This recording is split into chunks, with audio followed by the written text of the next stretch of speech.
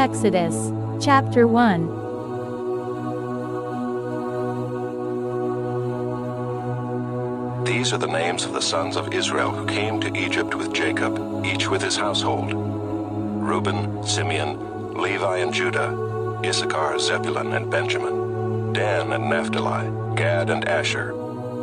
All the descendants of Jacob were 70 persons. Joseph was already in Egypt. Then Joseph died, and all his brothers and all that generation. But the people of Israel were fruitful and increased greatly. They multiplied and grew exceedingly strong, so that the land was filled with them. Now there arose a new king over Egypt who did not know Joseph. And he said to his people, "Behold, the people of Israel are too many and too mighty for us. Come, let us deal shrewdly with them, lest they multiply, and if war breaks out, they join our enemies and fight against us and escape from the land." Therefore they set taskmasters over them to afflict them with heavy burdens. They built for Pharaoh store cities, Pithom and Ramses. But the more they were oppressed, the more they multiplied, and the more they spread abroad. And the Egyptians were in dread of the people of Israel. So they ruthlessly made the people of Israel work as slaves, and made their lives bitter with hard service, in mortar and brick, and in all kinds of work in the field. In all their work they ruthlessly made them work as slaves. Then the king of Egypt said to the Hebrew midwives, one of whom was named Shiphrah and the other Puah, "When you serve as midwife to the Hebrew women, and see them on the birth stool, if it is a son, you shall kill him, but if it is a daughter, she shall live." But the midwives feared God and did not do as the king of Egypt commanded them, but let the male children live. So the king of Egypt called the midwives and said to them, "Why have you done this, and let the male children live?" The midwives said to Pharaoh, "Because the Hebrew women are not like the Egyptian women, for they are vigorous and give birth before the midwife comes to them." So God dealt well with the midwives, and the people multiplied and grew very strong. And because the midwives feared God, he gave them families. Then Pharaoh commanded all his people, "Every son that is born to the Hebrews you shall cast into the Nile, but you shall let every daughter live."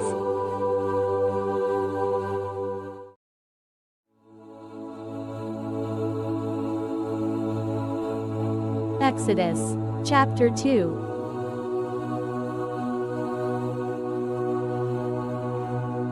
Now a man from the house of Levi went and took as his wife a Levite woman. The woman conceived and bore a son, and when she saw that he was a fine child, she hid him 3 months. When she could hide him no longer, she took for him a basket made of bulrushes, and daubed it with bitumen and pitch. She put the child in it and placed it among the reeds by the river bank. And his sister stood at a distance to know what would be done to him. Now the daughter of Pharaoh came down to bathe at the river, while her young women walked beside the river. She saw the basket among the reeds, and sent her servant woman, and she took it. When she opened it, she saw the child, and behold, the baby was crying. She took pity on him and said, "This is one of the Hebrews' children." Then his sister said to Pharaoh's daughter, "Shall I go and call you a nurse from the Hebrew women to nurse the child for you?" And Pharaoh's daughter said to her, "Go." So the girl went and called the child's mother. And Pharaoh's daughter said to her, "Take this child away and nurse him for me, and I will give you your wages." So the woman took the child and nursed him. When the child grew older, she brought him to Pharaoh's daughter, and he became her son. She named him Moses, because, she said, "I drew him out of the water." One day when Moses had grown up, he went out to his people and looked on their burdens, and he saw an Egyptian beating a Hebrew, one of his people. He looked this way and that, and seeing no one, he struck down the Egyptian and hid him in the sand. When he went out the next day, behold, 2 Hebrews were struggling together. And he said to the man in the wrong, "Why do you strike your companion?" He answered, "Who made you a prince and a judge over us? Do you mean to kill me as you killed the Egyptian?" Then Moses was afraid and thought, "Surely the thing is known." When Pharaoh heard of it, he sought to kill Moses. But Moses fled from Pharaoh and stayed in the land of Midian, and he sat down by a well. Now the priest of Midian had 7 daughters, and they came and drew water and filled the troughs to water their father's flock. The shepherds came and drove them away, but Moses stood up and saved them and watered their flock. When they came home to their father Reuel, he said, "How is it that you have come home so soon today?" They said, "An Egyptian delivered us out of the hand of the shepherds, and even drew water for us and watered the flock." He said to his daughters, "Then where is he? Why have you left the man? Call him that he may eat bread." And Moses was content to dwell with the man, and he gave Moses his daughter Zipporah. She gave birth to a son, and he called his name Gershom, for he said, "I have been a sojourner in a foreign land." During those many days the king of Egypt died, and the people of Israel groaned because of their slavery and cried out for help. Their cry for rescue from slavery came up to God. And God heard their groaning, and God remembered his covenant with Abraham, with Isaac, and with Jacob. God saw the people of Israel, and God knew.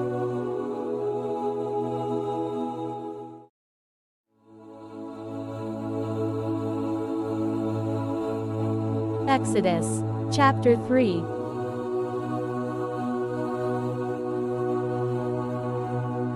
Now Moses was keeping the flock of his father-in-law Jethro, the priest of Midian, and he led his flock to the west side of the wilderness, and came to Horeb, the mountain of God. And the angel of the Lord appeared to him in a flame of fire out of the midst of a bush.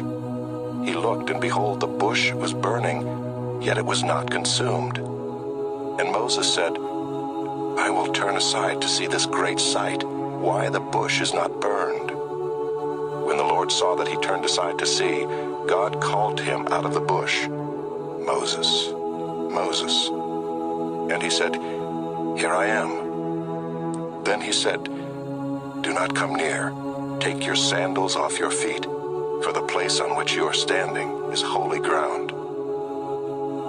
And he said, "I am the God of your father, the God of Abraham, the God of Isaac, and the God of Jacob." And Moses hid his face, for he was afraid to look at God.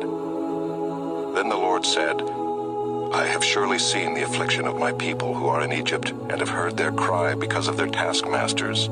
I know their sufferings, and I have come down to deliver them out of the hand of the Egyptians, and to bring them up out of that land to a good and broad land, a land flowing with milk and honey, to the place of the Canaanites, the Hittites, the Amorites, the Perizzites, the Hivites, and the Jebusites.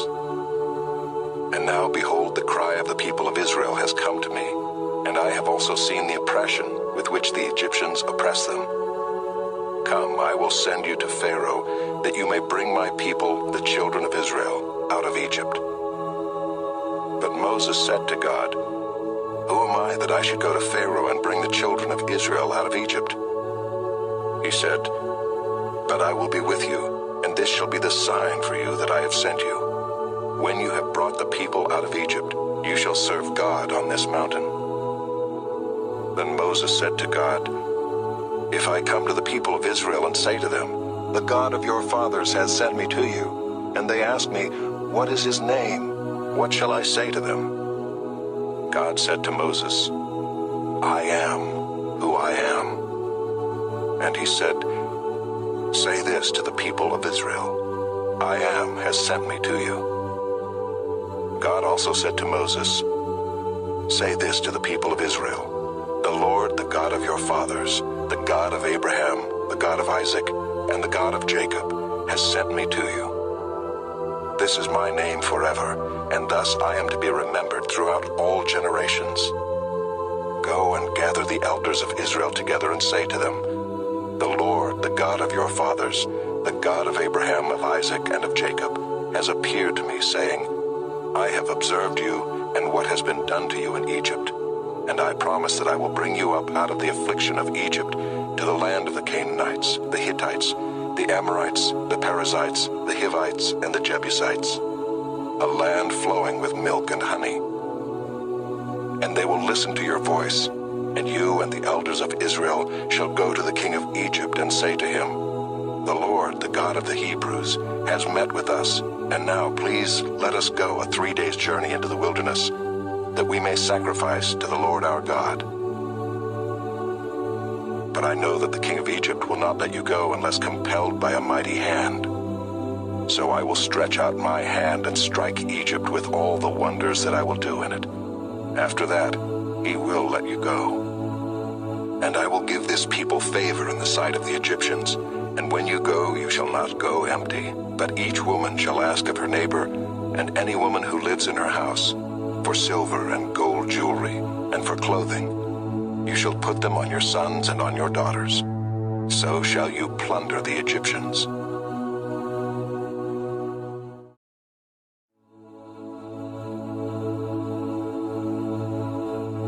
Exodus, chapter 4.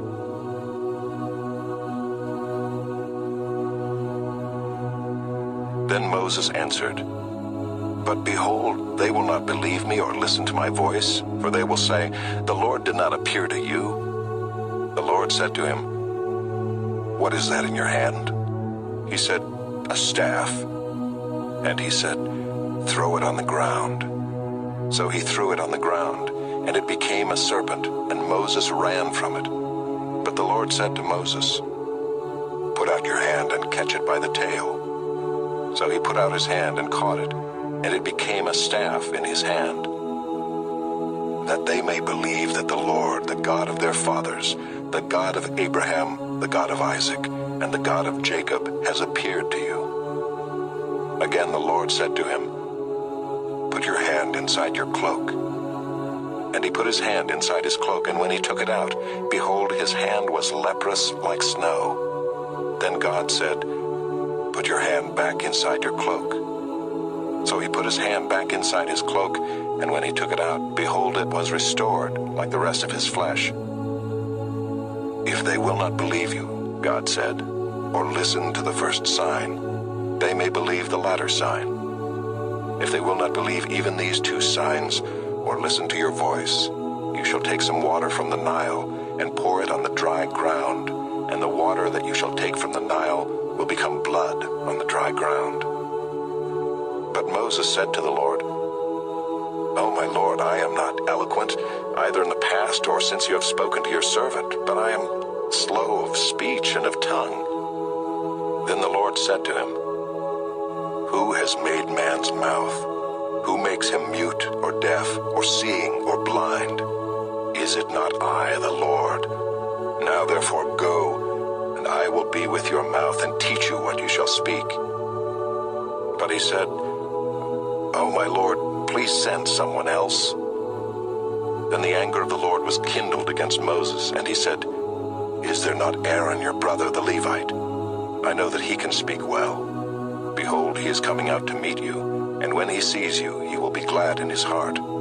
You shall speak to him and put the words in his mouth, and I will be with your mouth and with his mouth, and I will teach you both what to do. He shall speak for you to the people, and he shall be your mouth, and you shall be as God to him. And take in your hand this staff, with which you shall do the signs." Moses went back to Jethro, his father-in-law, and said to him, "Please let me go back to my brothers in Egypt to see whether they are still alive." And Jethro said to Moses, "Go in peace." And the Lord said to Moses in Midian, "Go back to Egypt, for all the men who were seeking your life are dead." So Moses took his wife and his sons and had them ride on a donkey and went back to the land of Egypt. And Moses took the staff of God in his hand. And the Lord said to Moses, "When you go back to Egypt, see that you do before Pharaoh all the miracles that I have put in your power. But I will harden his heart, so that he will not let the people go. Then you shall say to Pharaoh, 'Thus says the Lord, Israel is my firstborn son, and I say to you, let my son go that he may serve me. If you refuse to let him go, behold, I will kill your firstborn son.'" At a lodging place on the way, the Lord met him and sought to put him to death. Then Zipporah took a flint and cut off her son's foreskin and touched Moses' feet with it and said, "Surely you are a bridegroom of blood to me." So he let him alone. It was then that she said, "A bridegroom of blood." because of the circumcision. The Lord said to Aaron, "Go into the wilderness to meet Moses." So he went and met him at the mountain of God and kissed him. And Moses told Aaron all the words of the Lord with which he had sent him to speak, and all the signs that he had commanded him to do. Then Moses and Aaron went and gathered together all the elders of the people of Israel. Aaron spoke all the words that the Lord had spoken to Moses, and did the signs in the sight of the people. And the people believed, and when they heard that the Lord had visited the people of Israel, and that he had seen their affliction, they bowed their heads and worshipped.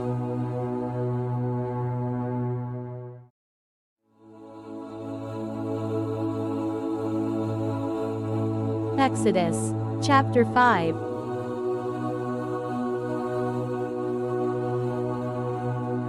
Afterward Moses and Aaron went and said to Pharaoh, "Thus says the Lord, the God of Israel, let my people go, that they may hold a feast to me in the wilderness." But Pharaoh said, "Who is the Lord that I should obey his voice and let Israel go? I do not know the Lord, and moreover I will not let Israel go."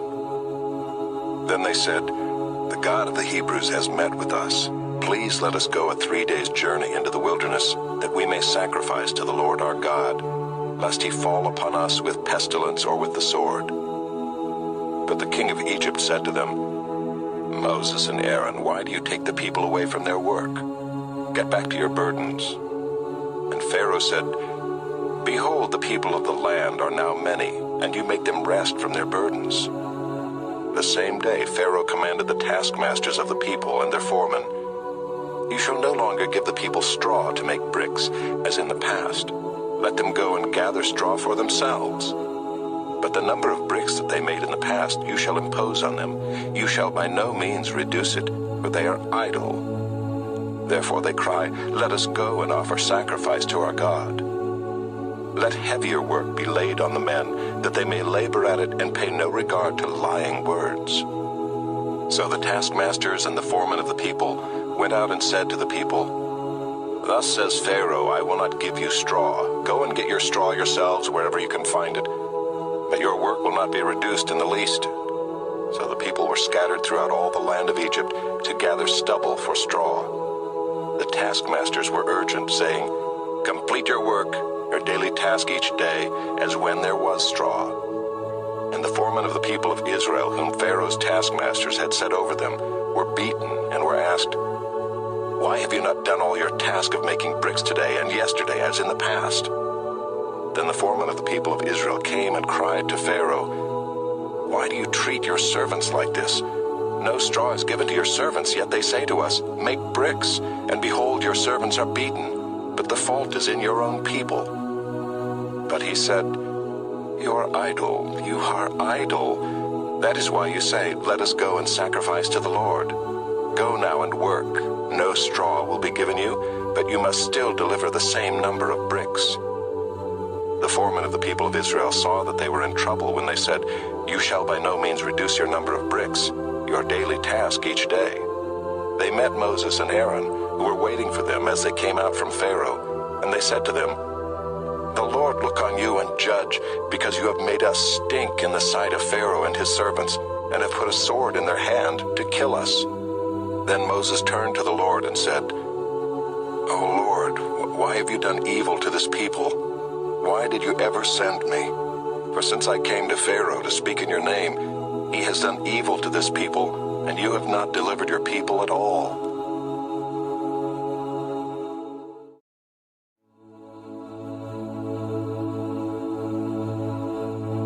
Exodus, chapter 6.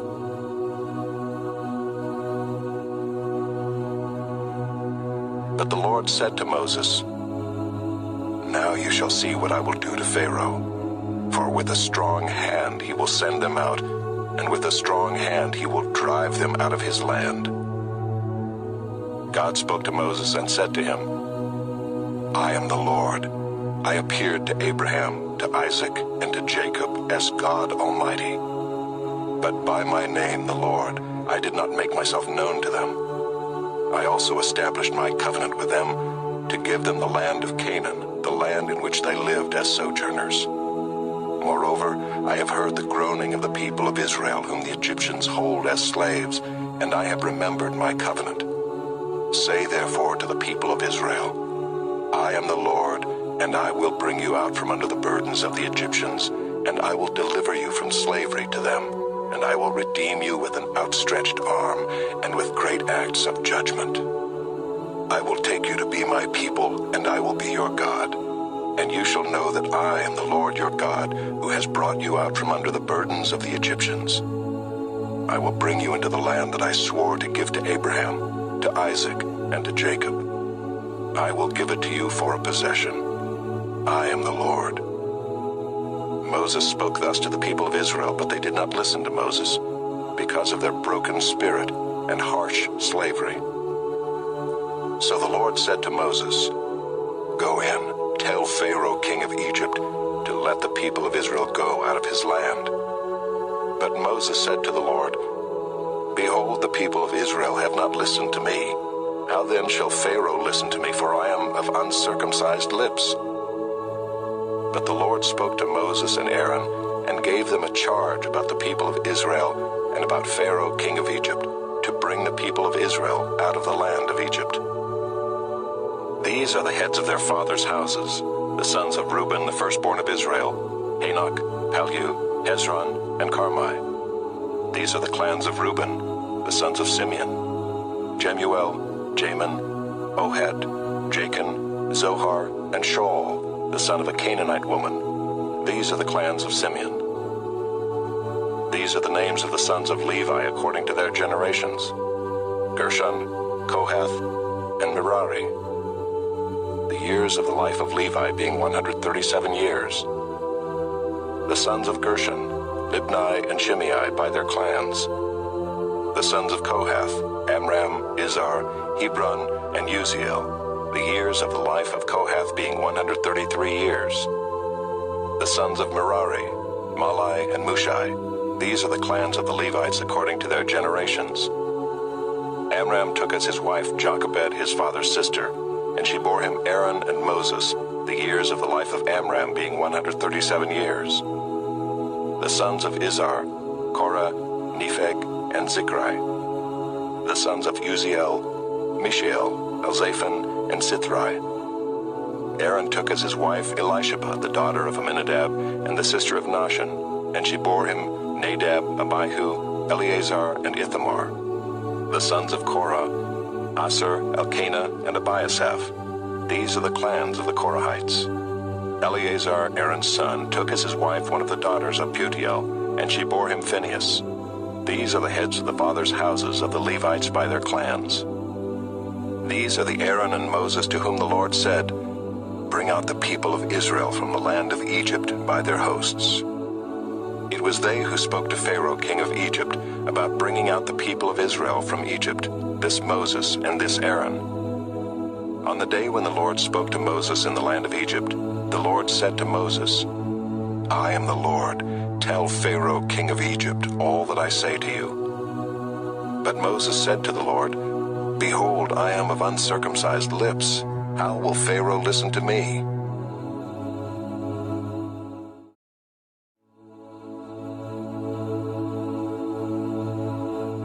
Exodus, chapter 7.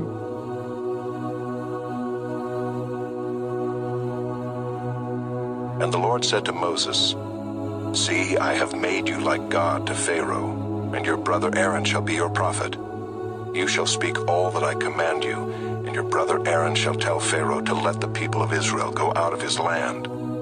But I will harden Pharaoh's heart, and though I multiply my signs and wonders in the land of Egypt, Pharaoh will not listen to you. Then I will lay my hand on Egypt and bring my hosts, my people, the children of Israel, out of the land of Egypt by great acts of judgment. The Egyptians shall know that I am the Lord when I stretch out my hand against Egypt and bring out the people of Israel from among them. Moses and Aaron did so. They did just as the Lord commanded them. Now Moses was 80 years old and Aaron 83 years old when they spoke to Pharaoh. Then the Lord said to Moses and Aaron, When Pharaoh says to you, Prove yourselves by working a miracle, then you shall say to Aaron, Take your staff and cast it down before Pharaoh, that it may become a serpent." So Moses and Aaron went to Pharaoh, and did just as the Lord commanded.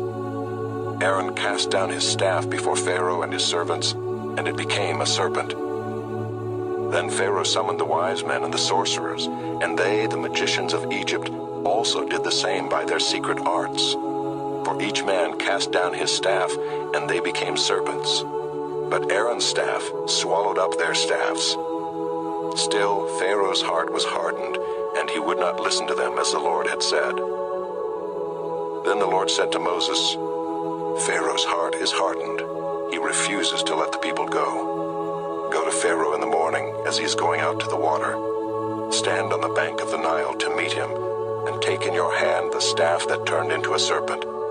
And you shall say to him, 'The Lord, the God of the Hebrews, sent me to you, saying, Let my people go, that they may serve me in the wilderness. But so far you have not obeyed. Thus says the Lord, By this you shall know that I am the Lord. Behold, with the staff that is in my hand, I will strike the water that is in the Nile, and it shall turn into blood. The fish in the Nile shall die, and the Nile will stink, and the Egyptians will grow weary of drinking water from the Nile." And the Lord said to Moses, "Say to Aaron, Take your staff and stretch out your hand over the waters of Egypt, over their rivers, their canals, and their ponds, and all their pools of water, so that they may become blood. And there shall be blood throughout all the land of Egypt, even in vessels of wood and in vessels of stone." Moses and Aaron did as the Lord commanded. In the sight of Pharaoh and in the sight of his servants, he lifted up the staff and struck the water in the Nile, and all the water in the Nile turned into blood. And the fish in the Nile died, and the Nile stank, so that the Egyptians could not drink water from the Nile. There was blood throughout all the land of Egypt. But the magicians of Egypt did the same by their secret arts. So Pharaoh's heart remained hardened, and he would not listen to them, as the Lord had said. Pharaoh turned and went into his house, and he did not take even this to heart. And all the Egyptians dug along the Nile for water to drink, for they could not drink the water of the Nile.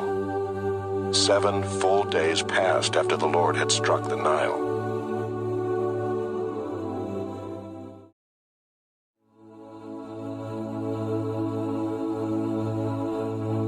Exodus, chapter 8.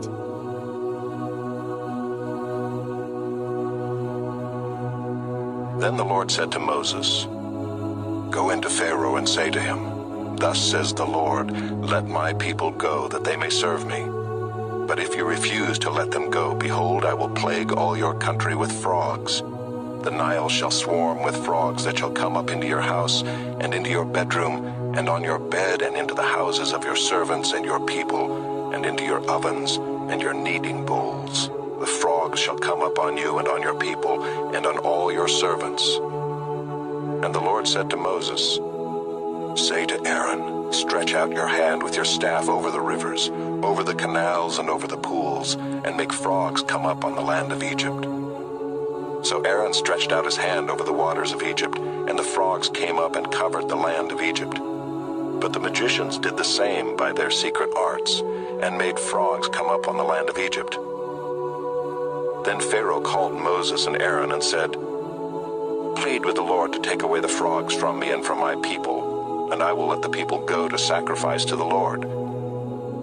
Moses said to Pharaoh, "Be pleased to command me when I am to plead for you and for your servants and for your people, that the frogs be cut off from you and your houses, and be left only in the Nile."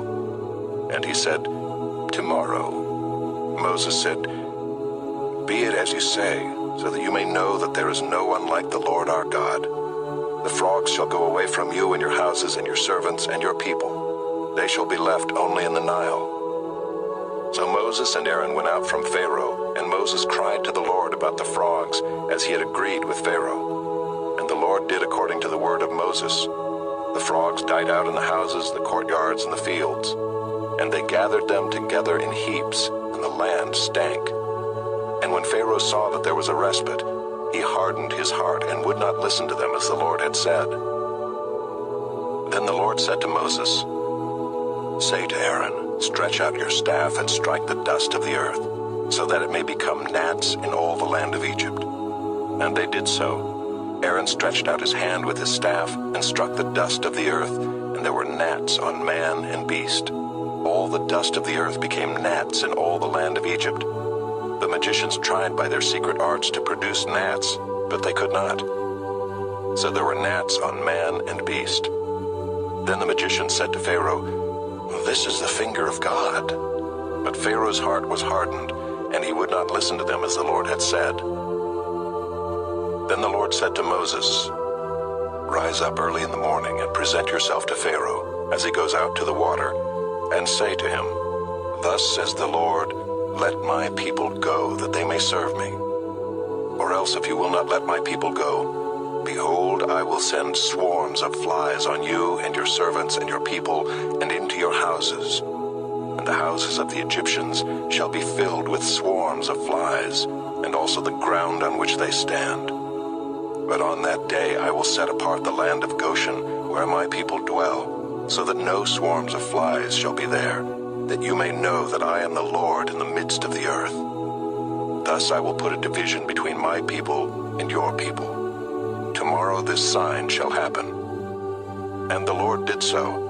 There came great swarms of flies into the house of Pharaoh and into his servants' houses. Throughout all the land of Egypt the land was ruined by the swarms of flies.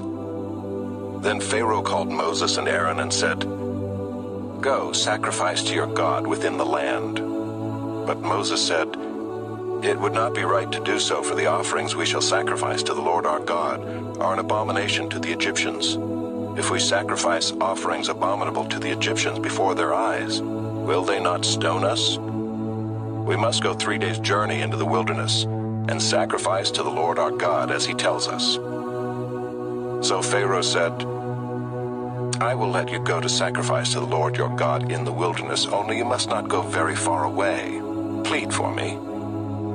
Then Moses said, "Behold, I am going out from you, and I will plead with the Lord, that the swarms of flies may depart from Pharaoh, from his servants, and from his people tomorrow. Only let not Pharaoh cheat again by not letting the people go to sacrifice to the Lord." So Moses went out from Pharaoh and prayed to the Lord. And the Lord did as Moses asked, and removed the swarms of flies from Pharaoh, from his servants, and from his people. Not one remained. But Pharaoh hardened his heart this time also, and did not let the people go.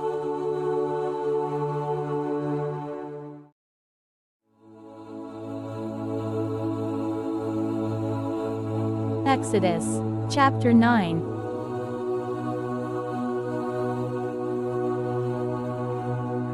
Then the Lord said to Moses, "Go into Pharaoh and say to him, 'Thus says the Lord, the God of the Hebrews, let my people go, that they may serve me.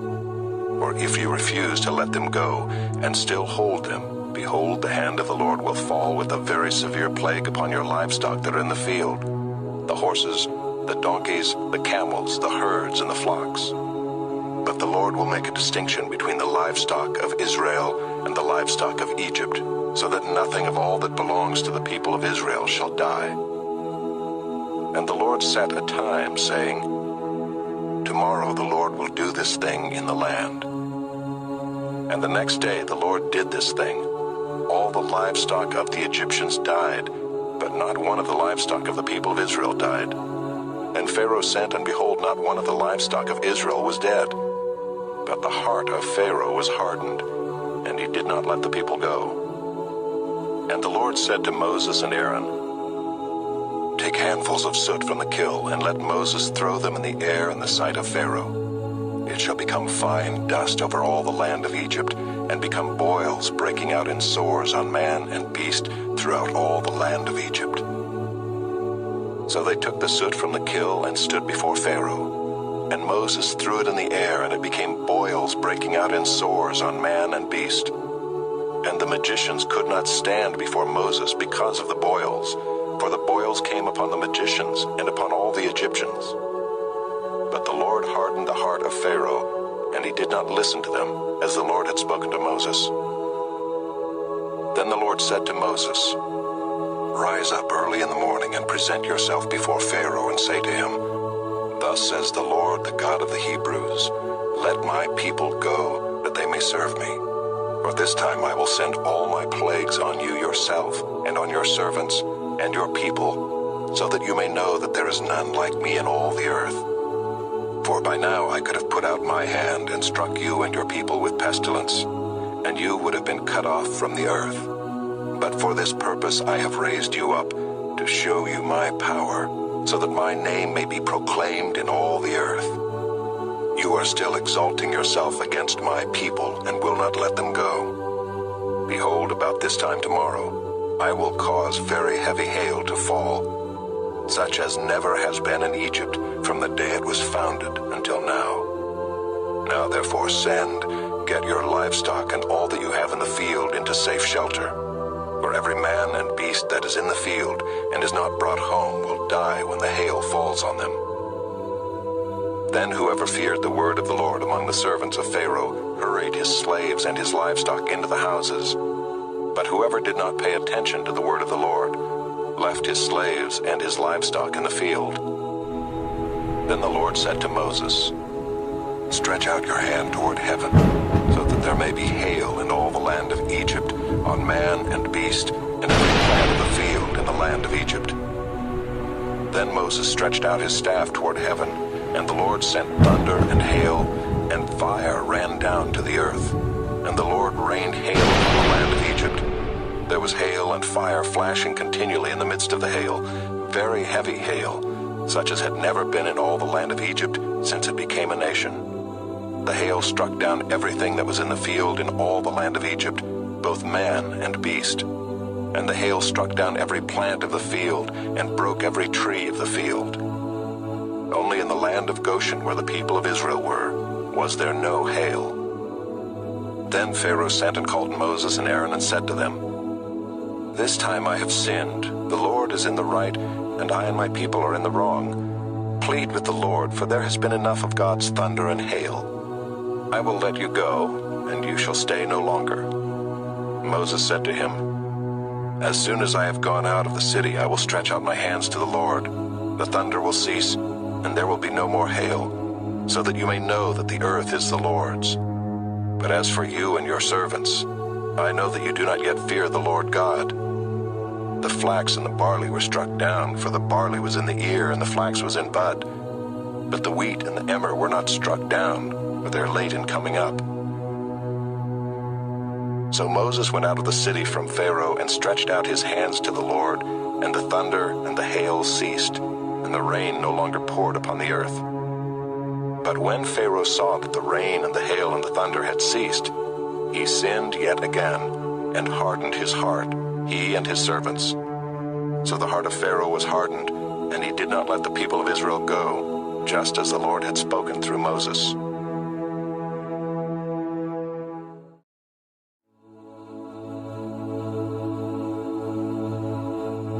Exodus, chapter 10.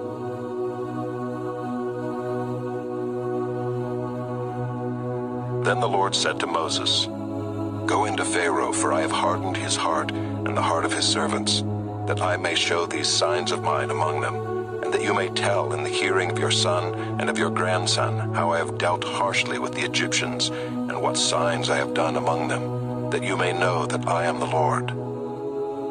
So Moses and Aaron went in to Pharaoh and said to him, Thus says the Lord, the God of the Hebrews, How long will you refuse to humble yourself before me? Let my people go, that they may serve me. For if you refuse to let my people go, behold, tomorrow I will bring locusts into your country, and they shall cover the face of the land, so that no one can see the land. And they shall eat what is left to you after the hail, and they shall eat every tree of yours that grows in the field. And they shall fill your houses and the houses of all your servants and of all the Egyptians, as neither your fathers nor your grandfathers have seen, from the day they came on earth to this day. Then he turned and went out from Pharaoh. Then Pharaoh's servants said to him, How long shall this man be a snare to us? Let the men go, that they may serve the Lord their God. Do you not yet understand that Egypt is ruined? So Moses and Aaron were brought back to Pharaoh, and he said to them, Go, serve the Lord your God. But which ones are to go? Moses said, We will go with our young and our old. We will go with our sons and daughters and with our flocks and herds, for we must hold a feast to the Lord." But he said to them, "The Lord be with you if ever I let you and your little ones go. Look, you have some evil purpose in mind. No. Go, the men among you, and serve the Lord, for that is what you are asking." And they were driven out from Pharaoh's presence. Then the Lord said to Moses, "Stretch out your hand over the land of Egypt for the locusts, so that they may come upon the land of Egypt and eat every plant in the land, all that the hail has left." So Moses stretched out his staff over the land of Egypt, and the Lord brought an east wind upon the land all that day and all that night. When it was morning, the east wind had brought the locusts. The locusts came up over all the land of Egypt and settled on the whole country of Egypt, such a dense swarm of locusts as had never been before, nor ever will be again. They covered the face of the whole land, so that the land was darkened, and they ate all the plants in the land and all the fruit of the trees that the hail had left. Not a green thing remained, neither tree nor plant of the field, through all the land of Egypt. Then Pharaoh hastily called Moses and Aaron and said, "I have sinned against the Lord your God and against you. Now therefore, forgive my sin, please, only this once, and plead with the Lord your God only to remove this death from me." So he went out from Pharaoh and pleaded with the Lord. And the Lord turned the wind into a very strong west wind, which lifted the locusts and drove them into the Red Sea. Not a single locust was left in all the country of Egypt. But the Lord hardened Pharaoh's heart, and he did not let the people of Israel go. Then the Lord said to Moses, "Stretch out your hand toward heaven, that there may be darkness over the land of Egypt, a darkness to be felt." So Moses stretched out his hand toward heaven, and there was pitch darkness in all the land of Egypt 3 days. They did not see one another, nor did anyone rise from his place for 3 days, but all the people of Israel had light where they lived. Then Pharaoh called Moses and said, "Go, serve the Lord. Your little ones also may go with you. Only let your flocks and your herds remain behind." But Moses said, "You must also let us have sacrifices and burnt offerings, that we may sacrifice to the Lord our God. Our livestock also must go with us. Not a hoof shall be left behind, for we must take of them to serve the Lord our God, and we do not know with what we must serve the Lord until we arrive there." But the Lord hardened Pharaoh's heart, and he would not let them go. Then Pharaoh said to him, "Get away from me. Take care never to see my face again, for on the day you see my face, you shall die." Moses said, "As you say, I will not see your face again."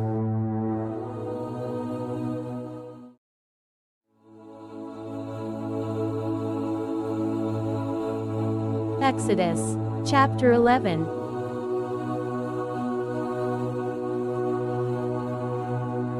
The Lord said to Moses, "Yet one plague more I will bring upon Pharaoh and upon Egypt. Afterward, he will let you go from here. When he lets you go, he will drive you away completely.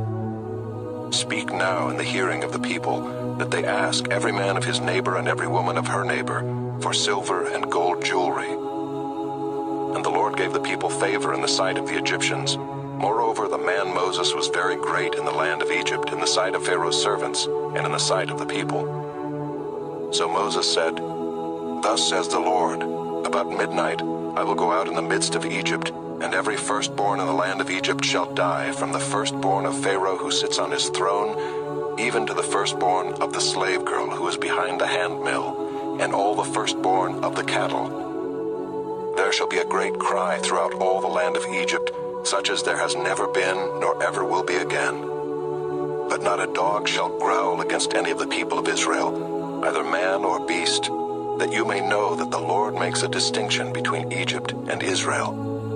And all these your servants shall come down to me, and bow down to me, saying, Get out, you and all the people who follow you. And after that I will go out."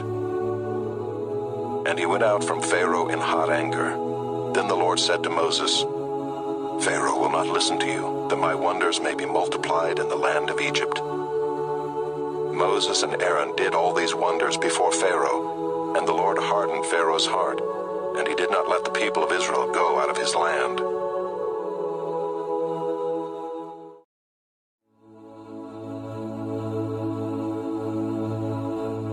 Exodus, chapter 12.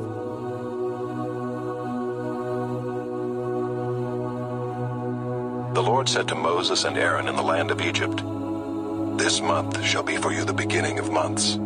It shall be the first month of the year for you. Tell all the congregation of Israel that on the 10th day of this month every man shall take a lamb according to their father's houses, a lamb for a household. And if the household is too small for a lamb, then he and his nearest neighbor shall take according to the number of persons. According to what each can eat, you shall make your count for the lamb. Your lamb shall be without blemish, a male a year old.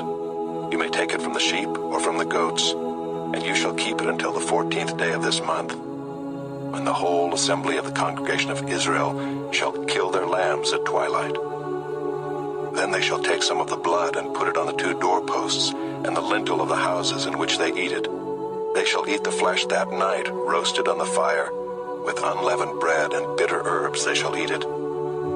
Do not eat any of it raw or boiled in water, but roasted, its head with its legs and its inner parts. And you shall let none of it remain until the morning. Anything that remains until the morning you shall burn. In this manner you shall eat it, with your belt fastened, your sandals on your feet, and your staff in your hand. And you shall eat it in haste. It is the Lord's Passover. For I will pass through the land of Egypt that night, and I will strike all the firstborn in the land of Egypt, both man and beast. And on all the gods of Egypt I will execute judgments. I am the Lord. The blood shall be a sign for you on the houses where you are. And when I see the blood, I will pass over you, and no plague will befall you to destroy you when I strike the land of Egypt. This day shall be for you a memorial day, and you shall keep it as a feast to the Lord throughout your generations, as a statute forever. You shall keep it as a feast. 7 days you shall eat unleavened bread. On the first day you shall remove leaven out of your houses. For if anyone eats what is leavened from the first day until the 7th day, that person shall be cut off from Israel. On the first day you shall hold a holy assembly, and on the 7th day a holy assembly. No work shall be done on those days, but what everyone needs to eat, that alone may be prepared by you. And you shall observe the feast of unleavened bread, for on this very day I brought your hosts out of the land of Egypt. Therefore you shall observe this day throughout your generations as a statute forever. In the first month, from the 14th day of the month at evening, you shall eat unleavened bread until the 21st day of the month at evening. For 7 days no leaven is to be found in your houses. If anyone eats what is leavened, that person will be cut off from the congregation of Israel, whether he is a sojourner or a native of the land. You shall eat nothing leavened. In all your dwelling places you shall eat unleavened bread. Then Moses called all the elders of Israel and said to them, Go and select lambs for yourselves according to your clans, and kill the Passover lamb. Take a bunch of hyssop and dip it in the blood that is in the basin, and touch the lintel and the 2 doorposts with the blood that is in the basin. None of you shall go out of the door of his house until the morning, for the Lord will pass through to strike the Egyptians, and when he sees the blood on the lintel and on the 2 doorposts, the Lord will pass over the door, and will not allow the destroyer to enter your houses to strike you. You shall observe this rite as a statute for you and for your sons forever. And when you come to the land that the Lord will give you, as he has promised, you shall keep this service. And when your children say to you, What do you mean by this service? You shall say, It is the sacrifice of the Lord's Passover, for he passed over the houses of the people of Israel in Egypt, when he struck the Egyptians, but spared our houses. And the people bowed their heads and worshipped. Then the people of Israel went and did so, as the Lord had commanded Moses and Aaron. So they did. At midnight the Lord struck down all the firstborn in the land of Egypt, from the firstborn of Pharaoh who sat on his throne, to the firstborn of the captive who was in the dungeon, and all the firstborn of the livestock. And Pharaoh rose up in the night, he and all his servants and all the Egyptians. And there was a great cry in Egypt, for there was not a house where someone was not dead. Then he summoned Moses and Aaron by night and said, "Up, go out from among my people, both you and the people of Israel, and go, serve the Lord as you have said. Take your flocks and your herds as you have said, and be gone, and bless me also." The Egyptians were urgent with the people to send them out of the land in haste, for they said, "We shall all be dead." So the people took their dough before it was leavened, their kneading bowls being bound up in their cloaks on their shoulders. The people of Israel had also done as Moses told them, for they had asked the Egyptians for silver and gold jewelry and for clothing. And the Lord had given the people favor in the sight of the Egyptians, so that they let them have what they asked. Thus they plundered the Egyptians. And the people of Israel journeyed from Ramses to Succoth, about 600,000 men on foot, besides women and children. A mixed multitude also went up with them, and very much livestock, both flocks and herds. And they baked unleavened cakes of the dough that they had brought out of Egypt, for it was not leavened, because they were thrust out of Egypt and could not wait, nor had they prepared any provisions for themselves. The time that the people of Israel lived in Egypt was 430 years.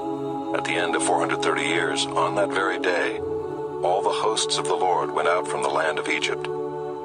It was a night of watching by the Lord to bring them out of the land of Egypt.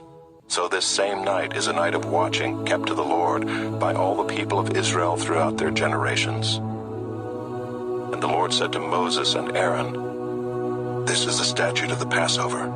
No foreigner shall eat of it, but every slave that is bought for money may eat of it after you have circumcised him. No foreigner or hired worker may eat of it.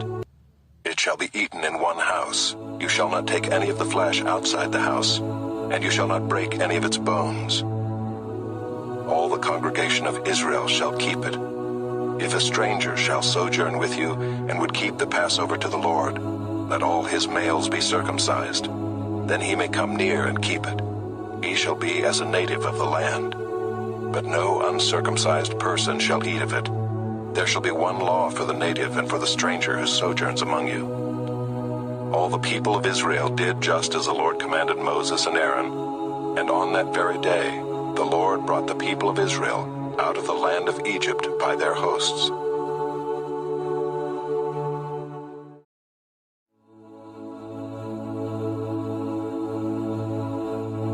Exodus, chapter 13.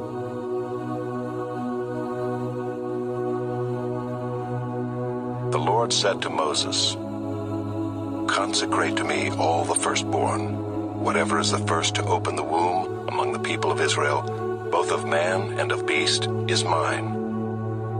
Then Moses said to the people, "Remember this day in which you came out from Egypt, out of the house of slavery, for by a strong hand the Lord brought you out from this place. No leavened bread shall be eaten. Today, in the month of Abib, you are going out. And when the Lord brings you into the land of the Canaanites, the Hittites, the Amorites, the Hivites, and the Jebusites, which he swore to your fathers to give you, a land flowing with milk and honey, you shall keep this service in this month. 7 days you shall eat unleavened bread, and on the 7th day there shall be a feast to the Lord. Unleavened bread shall be eaten for 7 days.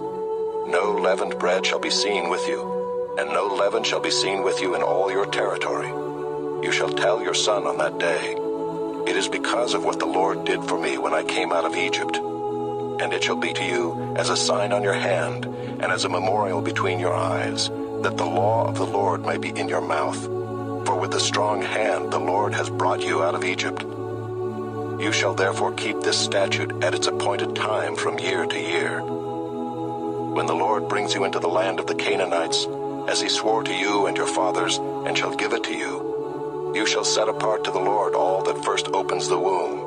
All the firstborn of your animals that are males shall be the Lord's. Every firstborn of a donkey you shall redeem with a lamb, or if you will not redeem it, you shall break its neck. Every firstborn of man among your sons you shall redeem. And when in time to come your son asks you, 'What does this mean?' you shall say to him, 'By a strong hand the Lord brought us out of Egypt from the house of slavery. For when Pharaoh stubbornly refused to let us go, the Lord killed all the firstborn in the land of Egypt, both the firstborn of man and the firstborn of animals. Therefore I sacrifice to the Lord all the males that first open the womb, but all the firstborn of my sons I redeem. It shall be as a mark on your hand or frontlets between your eyes, for by a strong hand the Lord brought us out of Egypt. When Pharaoh let the people go, God did not lead them by way of the land of the Philistines, although that was near. For God said, "Lest the people change their minds when they see war and return to Egypt." But God led the people around by the way of the wilderness toward the Red Sea, and the people of Israel went up out of the land of Egypt equipped for battle. Moses took the bones of Joseph with him, for Joseph had made the sons of Israel solemnly swear, saying, "God will surely visit you, and you shall carry up my bones with you from here." And they moved on from Succoth and encamped at Etham on the edge of the wilderness. And the Lord went before them by day in a pillar of cloud to lead them along the way, and by night in a pillar of fire to give them light, that they might travel by day and by night. The pillar of cloud by day and the pillar of fire by night did not depart from before the people.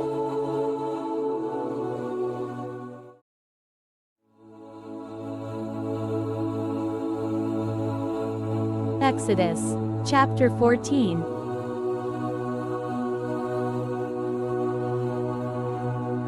Then the Lord said to Moses, "Tell the people of Israel to turn back and encamp in front of Pi-hahiroth, between Migdol and the sea, in front of Baal-zephon. You shall encamp facing it by the sea. For Pharaoh will say of the people of Israel, 'They are wandering in the land, the wilderness has shut them in.'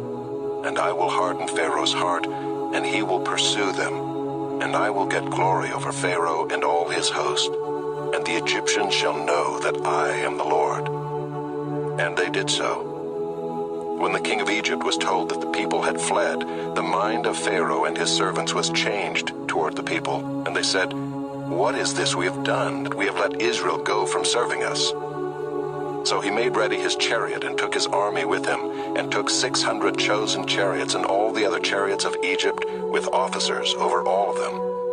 And the Lord hardened the heart of Pharaoh king of Egypt, and he pursued the people of Israel, while the people of Israel were going out defiantly. The Egyptians pursued them, all Pharaoh's horses and chariots and his horsemen and his army, and overtook them encamped at the sea, by Pi-hahiroth in front of Baal-zephon. When Pharaoh drew near, the people of Israel lifted up their eyes, and behold, the Egyptians were marching after them, and they feared greatly. And the people of Israel cried out to the Lord. They said to Moses, "Is it because there are no graves in Egypt that you have taken us away to die in the wilderness? What have you done to us in bringing us out of Egypt? Is not this what we said to you in Egypt? Leave us alone that we may serve the Egyptians?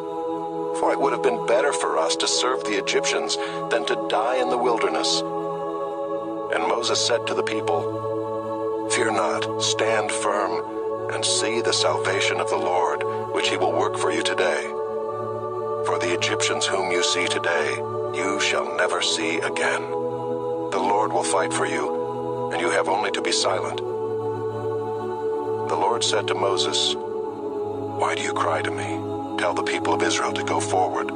Lift up your staff and stretch out your hand over the sea and divide it, that the people of Israel may go through the sea on dry ground.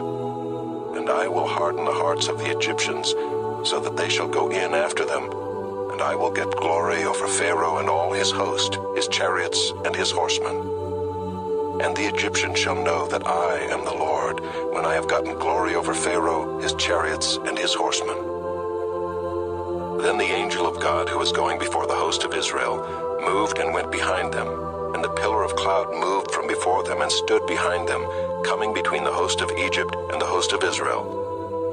And there was the cloud and the darkness, and it lit up the night, without one coming near the other all night.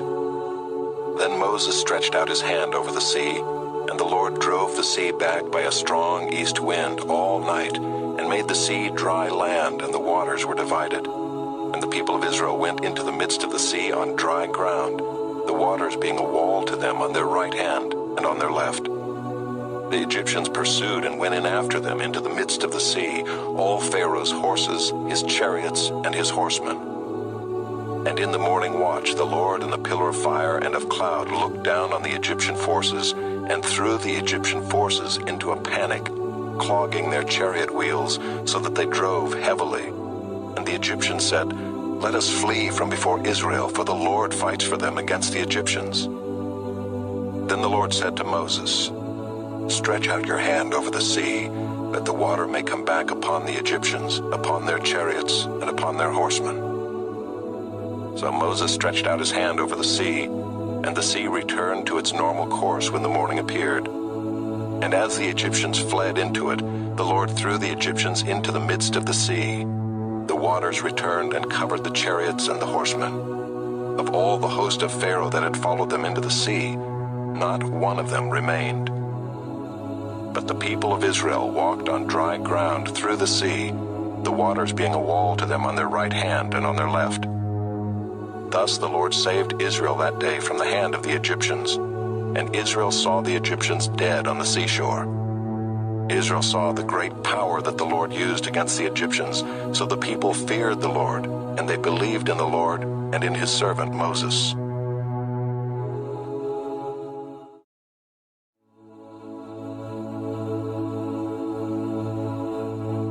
Exodus, chapter 15.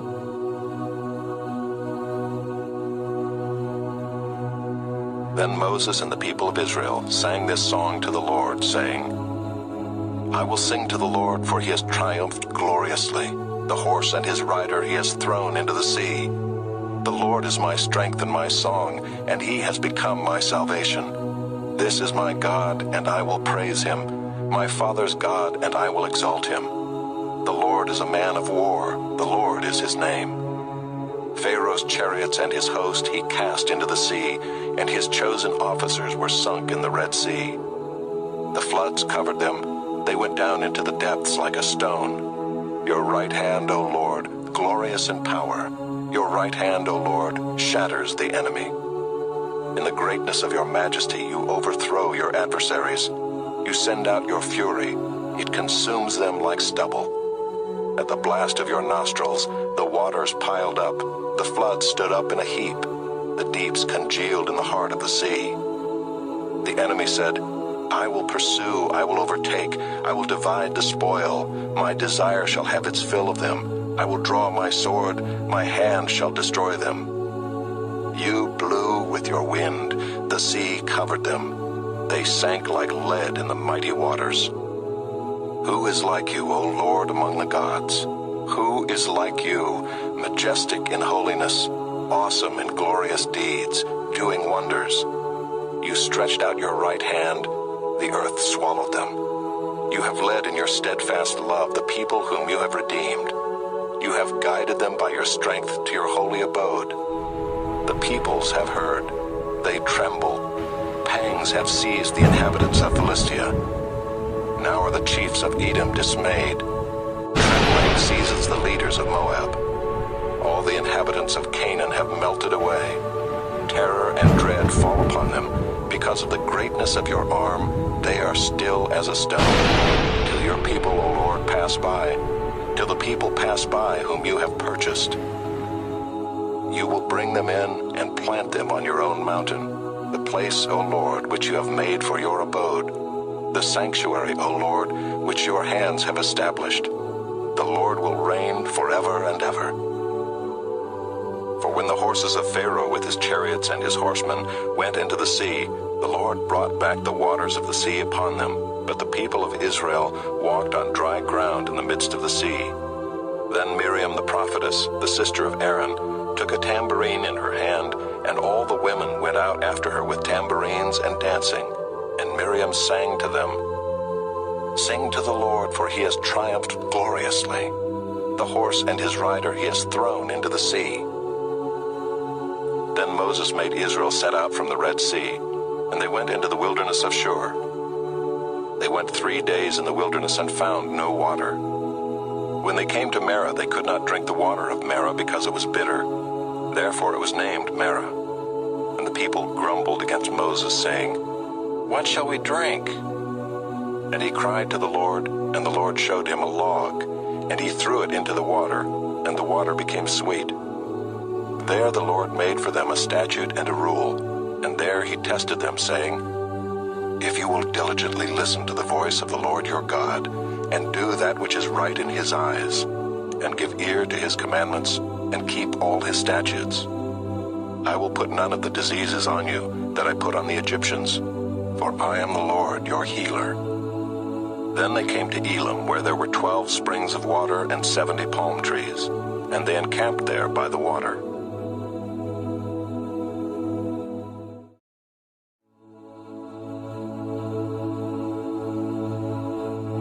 Exodus, chapter 16.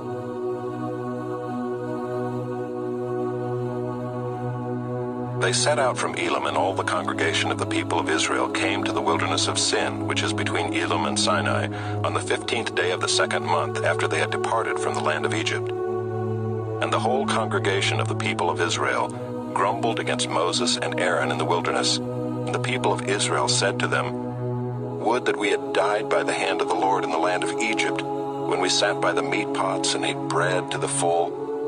For you have brought us out into this wilderness to kill this whole assembly with hunger. Then the Lord said to Moses, Behold, I am about to rain bread from heaven for you, and the people shall go out and gather a day's portion every day, that I may test them, whether they will walk in my law or not. On the 6th day, when they prepare what they bring in, it will be twice as much as they gather daily. So Moses and Aaron said to all the people of Israel, At evening you shall know that it was the Lord who brought you out of the land of Egypt, and in the morning you shall see the glory of the Lord, because he has heard your grumbling against the Lord. For what are we that you grumble against us? And Moses said, When the Lord gives you in the evening meat to eat, and in the morning bread to the full, because the Lord has heard your grumbling that you grumble against him, what are we? Your grumbling is not against us, but against the Lord.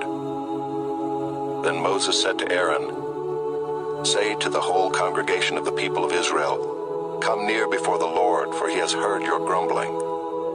And as soon as Aaron spoke to the whole congregation of the people of Israel, they looked toward the wilderness, and behold, the glory of the Lord appeared in the cloud. And the Lord said to Moses, I have heard the grumbling of the people of Israel. Say to them, At twilight you shall eat meat, and in the morning you shall be filled with bread. Then you shall know that I am the Lord your God. In the evening quail came up and covered the camp, and in the morning dew lay around the camp. And when the dew had gone up, there was on the face of the wilderness a fine, flake-like thing, fine as frost on the ground. When the people of Israel saw it, they said to one another, What is it? For they did not know what it was. And Moses said to them, It is the bread that the Lord has given you to eat. This is what the Lord has commanded. Gather of it, each one of you, as much as he can eat. You shall each take an omer according to the number of the persons that each of you has in his tent. And the people of Israel did so. They gathered, some more, some less. But when they measured it with an omer, whoever gathered much had nothing left over, and whoever gathered little had no lack. Each of them gathered as much as he could eat. And Moses said to them, Let no one leave any of it over till the morning. But they did not listen to Moses. Some left part of it till the morning, and it bred worms and stank. And Moses was angry with them. Morning by morning they gathered it, each as much as he could eat. But when the sun grew hot, it melted. On the 6th day they gathered twice as much bread, 2 omers each. And when all the leaders of the congregation came and told Moses, he said to them, This is what the Lord has commanded. Tomorrow is a day of solemn rest, a holy Sabbath to the Lord. Bake what you will bake, and boil what you will boil, and all that is left over lay aside to be kept till the morning. So they laid it aside till the morning, as Moses commanded them, and it did not stink, and there were no worms in it. Moses said, Eat it today, for today is a Sabbath to the Lord. Today you will not find it in the field. 6 days you shall gather it, but on the 7th day, which is a Sabbath, there will be none. On the 7th day some of the people went out to gather, but they found none. And the Lord said to Moses, How long will you refuse to keep keep my commandments and my laws. See, the Lord has given you the Sabbath. Therefore on the 6th day he gives you bread for 2 days. Remain each of you in his place. Let no one go out of his place on the 7th day. So the people rested on the 7th day. Now the house of Israel called its name manna. It was like coriander seed, white, and the taste of it was like wafers made with honey. Moses said, "This is what the Lord has commanded. Let an omer of it be kept throughout your generations, so that they may see the bread with which I fed you in the wilderness, when I brought you out of the land of Egypt." And Moses said to Aaron, "Take a jar and put an omer of manna in it, and place it before the Lord to be kept throughout your generations." As the Lord commanded Moses, so Aaron placed it before the testimony to be kept. The people of Israel ate the manna 40 years till they came to a habitable land. They ate the manna till they came to the border of the land of Canaan. An omer is the 10th part of an ephah.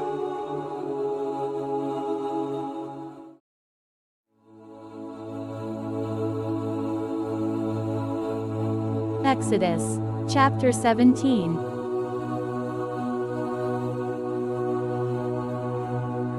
All the congregation of the people of Israel moved on from the wilderness of Sin by stages, according to the commandment of the Lord, and camped at Rephidim. But there was no water for the people to drink.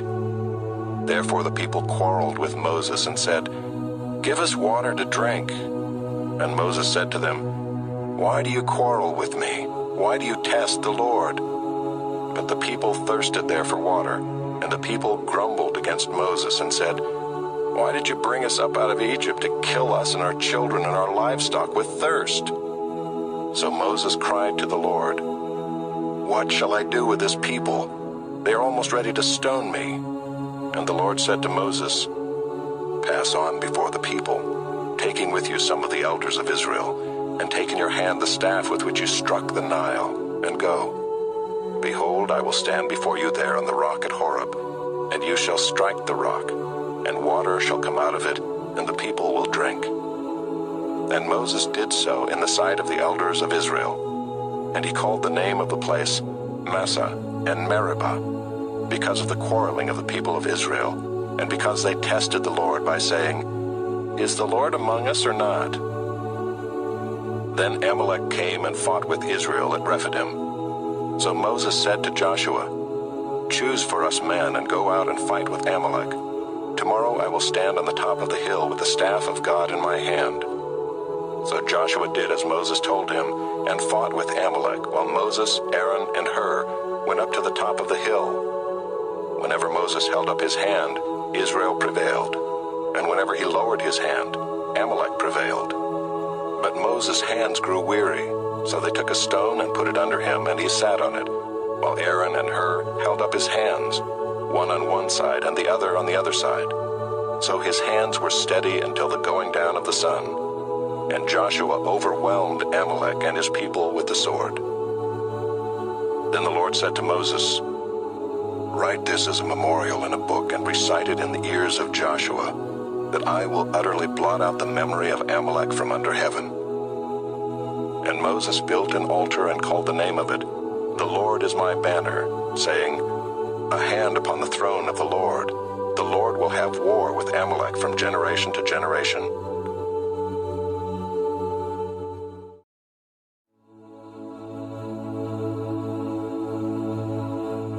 Exodus, chapter 18.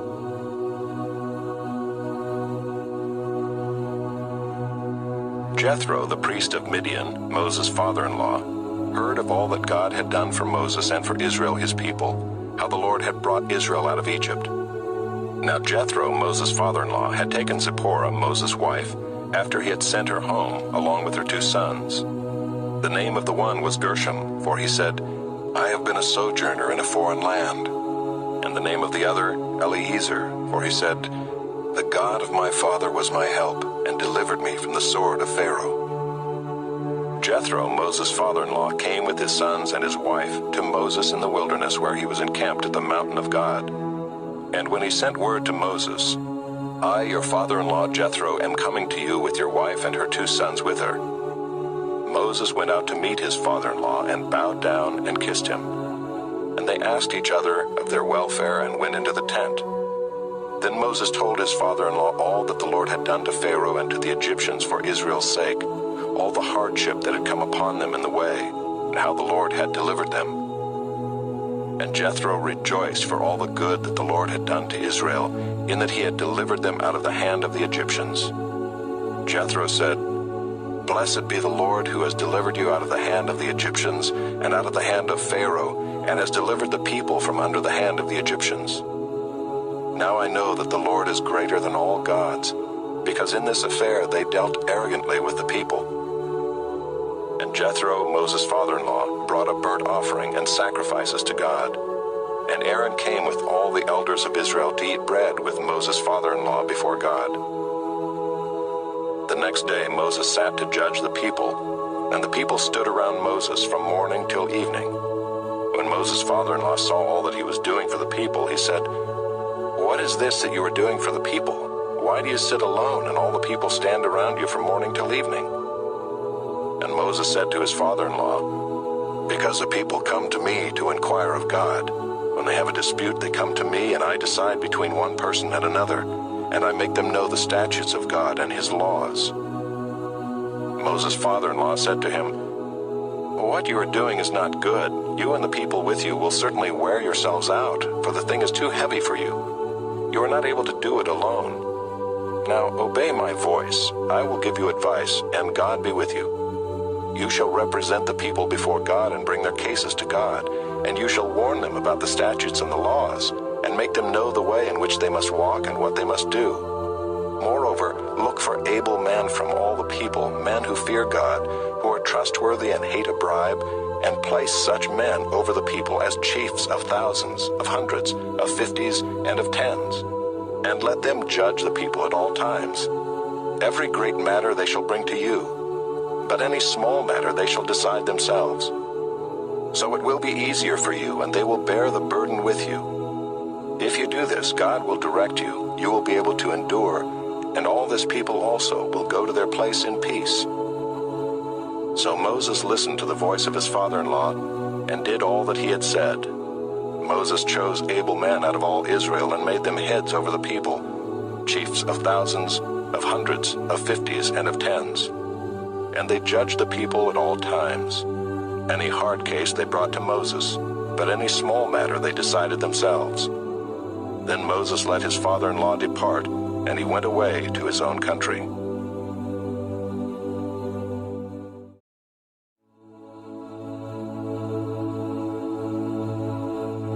Exodus, chapter 19.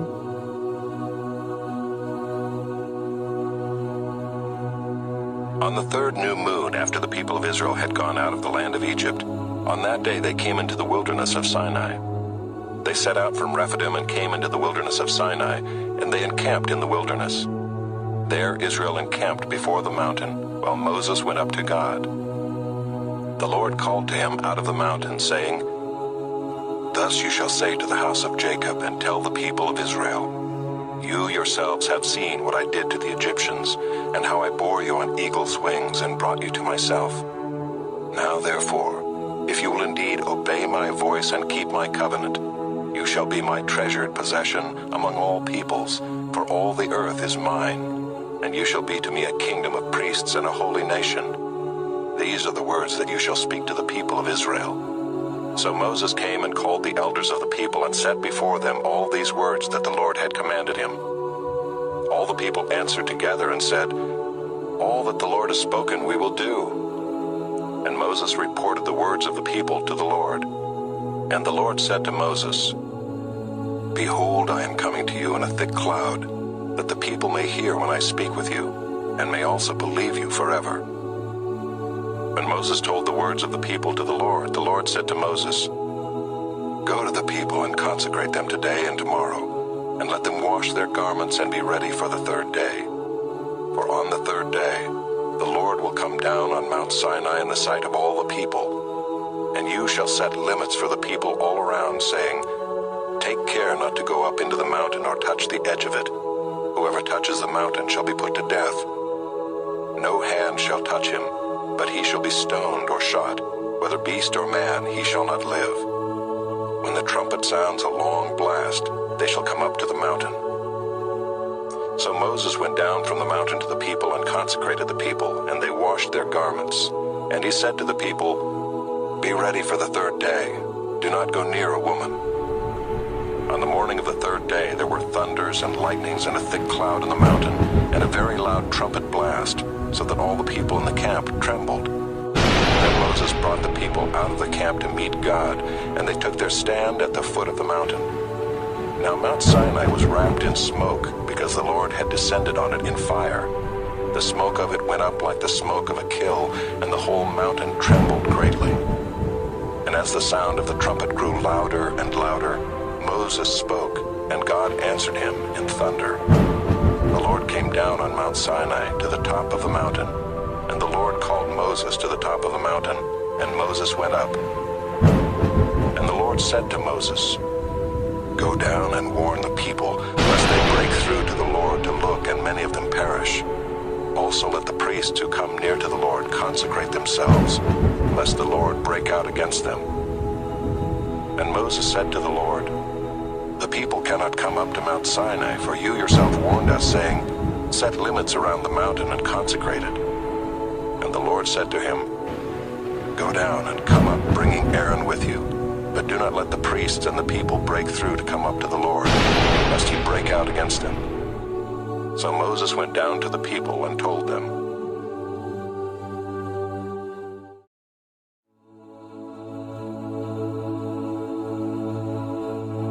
Exodus, chapter 20.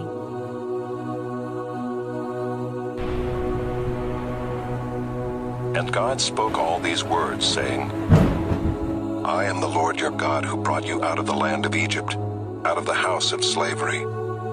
You shall have no other gods before me.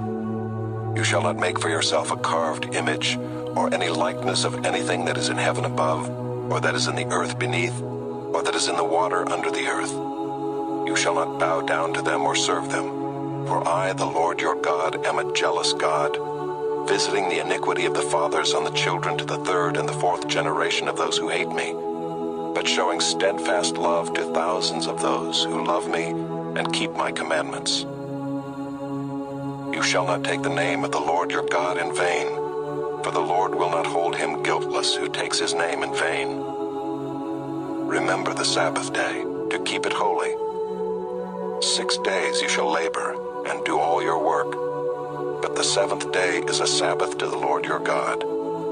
On it you shall not do any work, you or your son or your daughter, your male servant or your female servant, or your livestock, or the sojourner who is within your gates. For in 6 days the Lord made heaven and earth, the sea and all that is in them, and rested on the seventh day.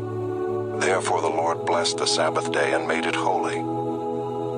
Honor your father and your mother, that your days may be long in the land that the Lord your God is giving you. You shall not murder.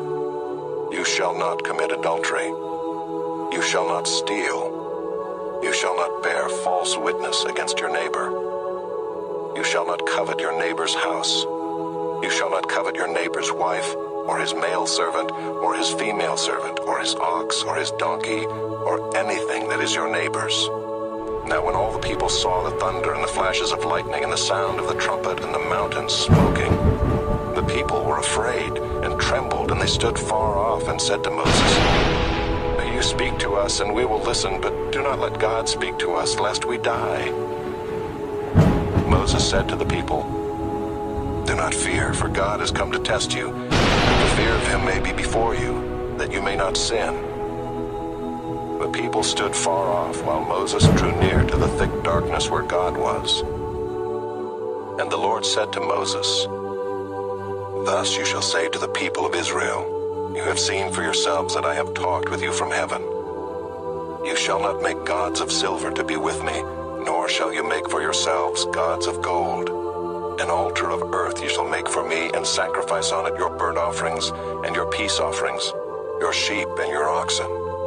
In every place where I cause my name to be remembered, I will come to you and bless you. If you make me an altar of stone, you shall not build it of hewn stones, For if you wield your tool on it, you profane it. And you shall not go up by steps to my altar, that your nakedness be not exposed on it.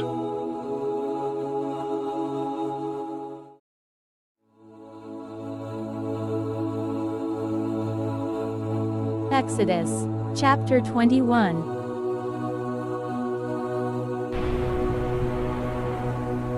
Now these are the rules that you shall set before them. When you buy a Hebrew slave, he shall serve 6 years, and in the 7th he shall go out free for nothing.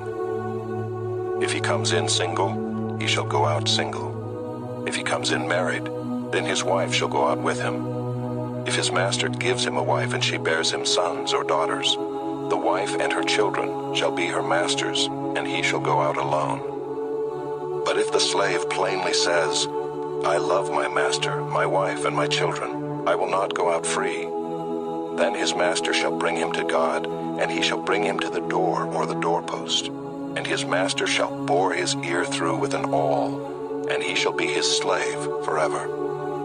When a man sells his daughter as a slave, she shall not go out as the male slaves do. If she does not please her master, who has designated her for himself, then he shall let her be redeemed. He shall have no right to sell her to a foreign people, since he has broken faith with her.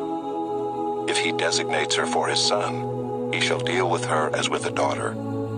If he takes another wife to himself, he shall not diminish her food, her clothing, or her marital rights. And if he does not do these 3 things for her, she shall go out for nothing without payment of money. Whoever strikes a man so that he dies shall be put to death. But if he did not lie in wait for him, but God let him fall into his hand, then I will appoint for you a place to which he may flee. But if a man willfully attacks another to kill him by cunning, you shall take him from my altar, that he may die. Whoever strikes his father or his mother shall be put to death. Whoever steals a man and sells him, and anyone found in possession of him shall be put to death. Whoever curses his father or his mother shall be put to death.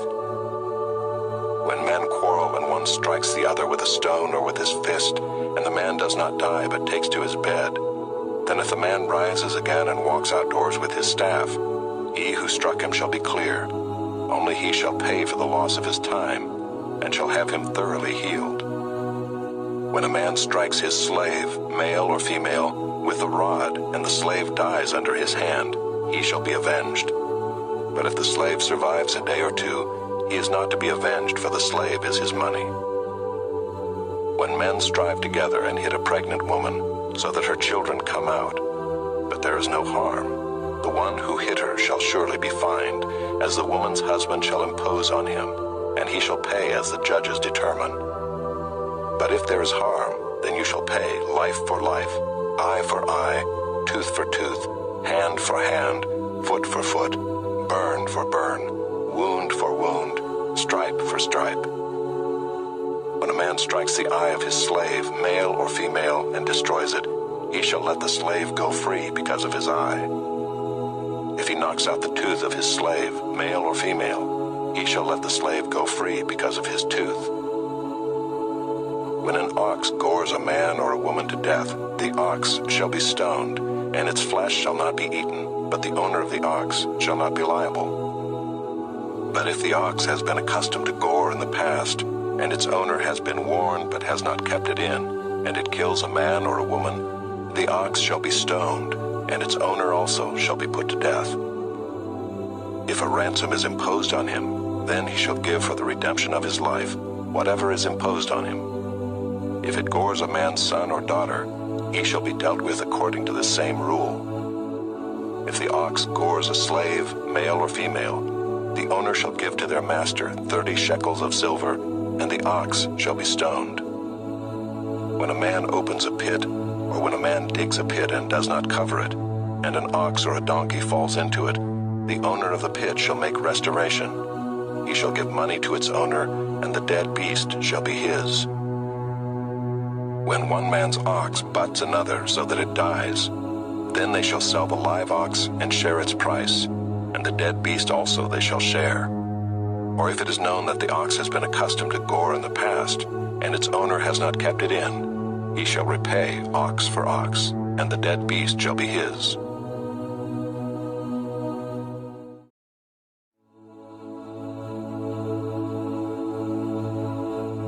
Exodus, chapter 22.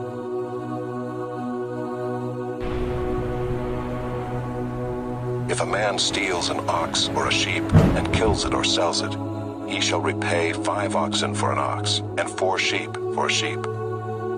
If a thief is found breaking in and is struck so that he dies, there shall be no blood guilt for him. But if the sun has risen on him, there shall be blood guilt for him. He shall surely pay.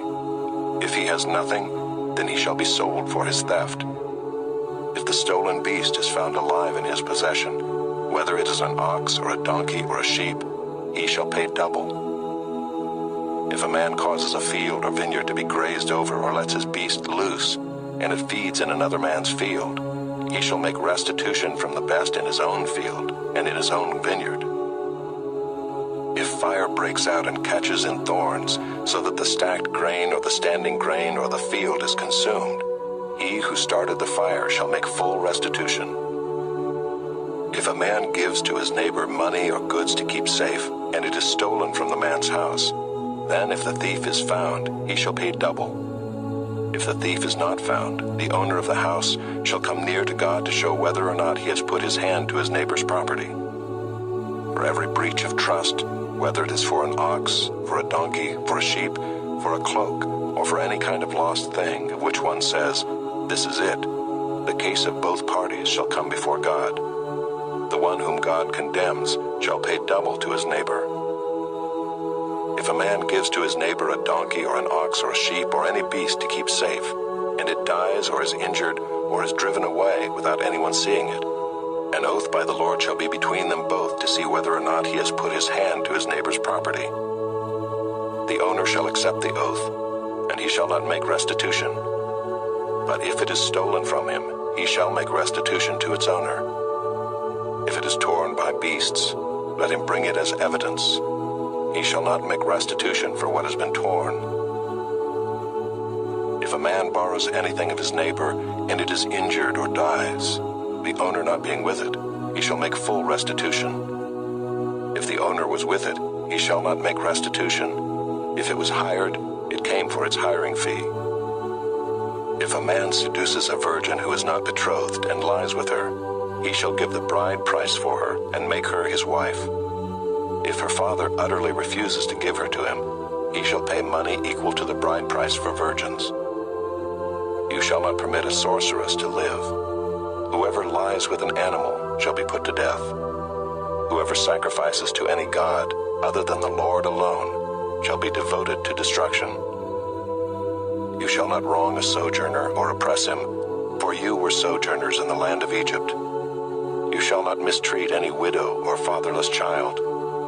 If you do mistreat them and they cry out to me, I will surely hear their cry, and my wrath will burn, and I will kill you with the sword, and your wives shall become widows and your children fatherless. If you lend money to any of my people with you who is poor, you shall not be like a moneylender to him, and you shall not exact interest from him. If ever you take your neighbor's cloak in pledge, you shall return it to him before the sun goes down, for that is his only covering, and it is his cloak for his body. In what else shall he sleep? And if he cries to me, I will hear, for I am compassionate. You shall not revile God, nor curse a ruler of your people. You shall not delay to offer from the fullness of your harvest and from the outflow of your presses. The firstborn of your sons you shall give to me. You shall do the same with your oxen and with your sheep. 7 days it shall be with its mother. On the 8th day you shall give it to me. You shall be consecrated to me. Therefore you shall not eat any flesh that is torn by beasts in the field. You shall throw it to the dogs.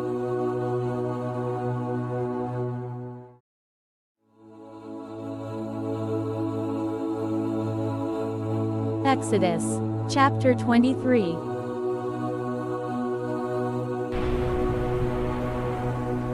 You shall not spread a false report. You shall not join hands with a wicked man to be a malicious witness. You shall not fall in with the many to do evil, nor shall you bear witness in a lawsuit, siding with the many so as to pervert justice, nor shall you be partial to a poor man in his lawsuit. If you meet your enemy's ox or his donkey going astray, you shall bring it back to him. If you see the donkey of one who hates you lying down under its burden, you shall refrain from leaving him with it. You shall rescue it with him. You shall not pervert the justice due to your poor in his lawsuit. Keep far from a false charge, and do not kill the innocent and righteous, for I will not acquit the wicked. And you shall take no bribe, for a bribe blinds the clear-sighted and subverts the cause of those who are in the right. You shall not oppress a sojourner. You know the heart of a sojourner, for you were sojourners in the land of Egypt. For 6 years you shall sow your land and gather in its yield, but the 7th year you shall let it rest and lie fallow, that the poor of your people may eat, and what they leave the beasts of the field may eat. You shall do likewise with your vineyard and with your olive orchard. 6 days you shall do your work, but on the 7th day you shall rest, that your ox and your donkey may have rest, and the son of your servant woman and the alien may be refreshed. Pay attention to all that I have said to you, and make no mention of the names of other gods, nor let it be heard on your lips. 3 times in the year you shall keep a feast to me. You shall keep the feast of unleavened bread. As I commanded you, you shall eat unleavened bread for 7 days at the appointed time in the month of Abib. For in it you came out of Egypt.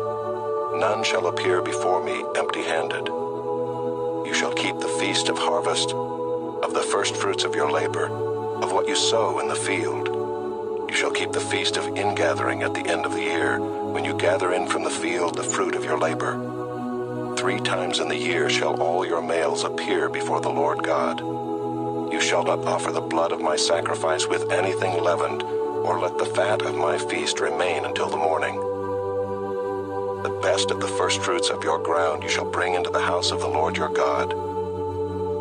You shall not boil a young goat in its mother's milk. Behold, I send an angel before you to guard you on the way, and to bring you to the place that I have prepared. Pay careful attention to him and obey his voice. Do not rebel against him, for he will not pardon your transgression, for my name is in him. But if you carefully obey his voice and do all that I say, then I will be an enemy to your enemies, and an adversary to your adversaries. When my angel goes before you and brings you to the Amorites and the Hittites and the Perizzites and the Canaanites, the Hivites and the Jebusites, and I blot them out, you shall not bow down to their gods, nor serve them, nor do as they do, but you shall utterly overthrow them and break their pillars in pieces. You shall serve the Lord your God, and he will bless your bread and your water, and I will take sickness away from among you. None shall miscarry or be barren in your land. I will fulfill the number of your days. I will send my terror before you, and will throw into confusion all the people against whom you shall come. And I will make all your enemies turn their backs to you. And I will send hornets before you, which shall drive out the Hivites, the Canaanites, and the Hittites from before you. I will not drive them out from before you in 1 year, lest the land become desolate and the wild beasts multiply against you. Little by little I will drive them out from before you, until you have increased and possessed the land. And I will set your border from the Red Sea to the Sea of the Philistines, and from the wilderness to the Euphrates. For I will give the inhabitants of the land into your hand, and you shall drive them out before you. You shall make no covenant with them and their gods. They shall not dwell in your land, lest they make you sin against me. For if you serve their gods, it will surely be a snare to you.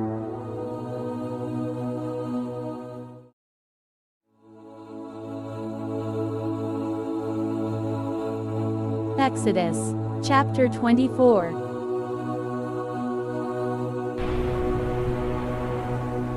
Then he said to Moses, Come up to the Lord, you and Aaron, Nadab and Abihu, and 70 of the elders of Israel, and worship from afar. Moses alone shall come near to the Lord, but the others shall not come near, and the people shall not come up with him. Moses came and told the people all the words of the Lord and all the rules. And all the people answered with one voice and said, "All the words that the Lord has spoken we will do." Then Moses wrote down all the words of the Lord. He rose early in the morning and built an altar at the foot of the mountain, and 12 pillars according to the 12 tribes of Israel. And he sent young men of the people of Israel, who offered burnt offerings and sacrificed peace offerings of oxen to the Lord. And Moses took half of the blood and put it in basins, and half of the blood he threw against the altar. Then he took the book of the covenant and read it in the hearing of the people. And they said, "All that the Lord has spoken we will do, and we will be obedient." And Moses took the blood and threw it on the people and said, "Behold the blood of the covenant that the Lord has made with you in accordance with all these words." Then Moses and Aaron, Nadab and Abihu, and 70 of the elders of Israel went up, and they saw the God of Israel. There was under his feet as it were a pavement of sapphire stone, like the very heaven for clearness. And he did not lay his hand on the chief men of the people of Israel. They beheld God, and ate and drank. The Lord said to Moses, "Come up to me on the mountain and wait there, that I may give you the tablets of stone, with the law and the commandment which I have written for their instruction." So Moses rose with his assistant Joshua, and Moses went up into the mountain of God. And he said to the elders, "Wait here for us until we return to you. And behold, Aaron and Hur are with you. Whoever has a dispute, let him go to them." So Moses went up on the mountain, and the cloud covered the mountain. The glory of the Lord dwelt on Mount Sinai, and the cloud covered it 6 days. And on the 7th day he called to Moses out of the midst of the cloud. Now the appearance of the glory of the Lord was like a devouring fire on the top of the mountain in the sight of the people of Israel. Moses entered the cloud and went up on the mountain. And Moses was on the mountain 40 days and 40 nights.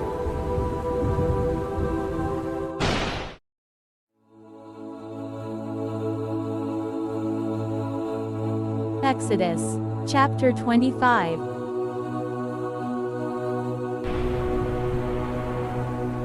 The Lord said to Moses, "Speak to the people of Israel, that they take for me a contribution. From every man whose heart moves him, you shall receive the contribution from me.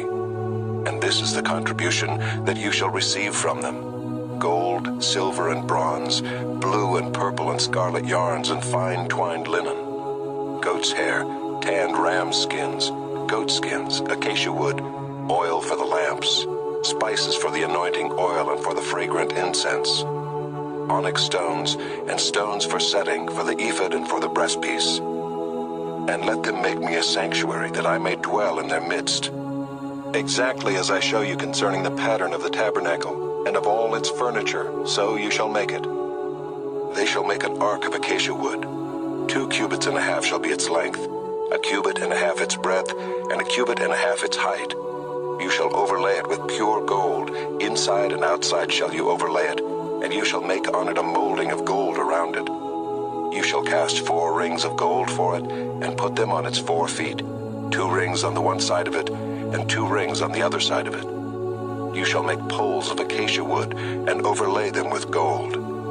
And you shall put the poles into the rings on the sides of the ark, to carry the ark by them. The poles shall remain in the rings of the ark, they shall not be taken from it. And you shall put into the ark the testimony that I shall give you. You shall make a mercy seat of pure gold. 2 cubits and a half shall be its length, and 1 cubit and a half its breadth. And you shall make 2 cherubim of gold, of hammered work shall you make them, on the 2 ends of the mercy seat. Make 1 cherub on the one end, and 1 cherub on the other end. Of one piece with the mercy seat shall you make the cherubim on its 2 ends. The cherubim shall spread out their wings above, overshadowing the mercy seat with their wings, their faces one to another. Toward the mercy seat shall the faces of the cherubim be. And you shall put the mercy seat on the top of the ark, and in the ark you shall put the testimony that I shall give you. There I will meet with you, and from above the mercy seat, from between the 2 cherubim that are on the ark of the testimony, I will speak with you about all that I will give you in commandment for the people of Israel. You shall make a table of acacia wood. 2 cubits shall be its length, a cubit its breadth, and a cubit and a half its height. You shall overlay it with pure gold and make a molding of gold around it. And you shall make a rim around it, a handbreadth wide, and a molding of gold around the rim. And you shall make for it 4 rings of gold and fasten the rings to the 4 corners at its 4 legs. Close to the frame the rings shall lie as holders for the poles to carry the table. You shall make the poles of acacia wood and overlay them with gold, and the table shall be carried with these. And you shall make its plates and dishes for incense, and its flagons and bowls with which to pour drink offerings. You shall make them of pure gold. And you shall set the bread of the presence on the table before me regularly. You shall make a lampstand of pure gold. The lampstand shall be made of hammered work. Its base, its stem, its cups, its calices, and its flowers shall be of one piece with it. And there shall be 6 branches going out of its sides, 3 branches of the lampstand out of one side of it, and 3 branches of the lampstand out of the other side of it. 3 cups made like almond blossoms, each with calyx and flower, on one branch, and 3 cups made like almond blossoms, each with calyx and flower, on the other branch. So for the 6 branches going out of the lampstand. And on the lampstand itself there shall be 4 cups made like almond blossoms, with their calices and flowers, and a calyx of one piece with it under each pair of the 6 branches going out from the lampstand. Their calices and their branches shall be of one piece with it, the whole of it a single piece of hammered work of pure gold. You shall make 7 lamps for it, and the lamps shall be set up so as to give light on the space in front of it. Its tongs and their trays shall be of pure gold. It shall be made with all these utensils out of a talent of pure gold. And see that you make them after the pattern for them, which is being shown you on the mountain.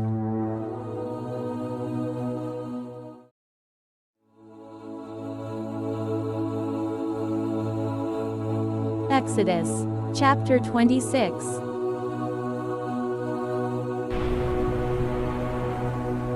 Moreover, you shall make the tabernacle with 10 curtains of fine twined linen, and blue and purple and scarlet yarns.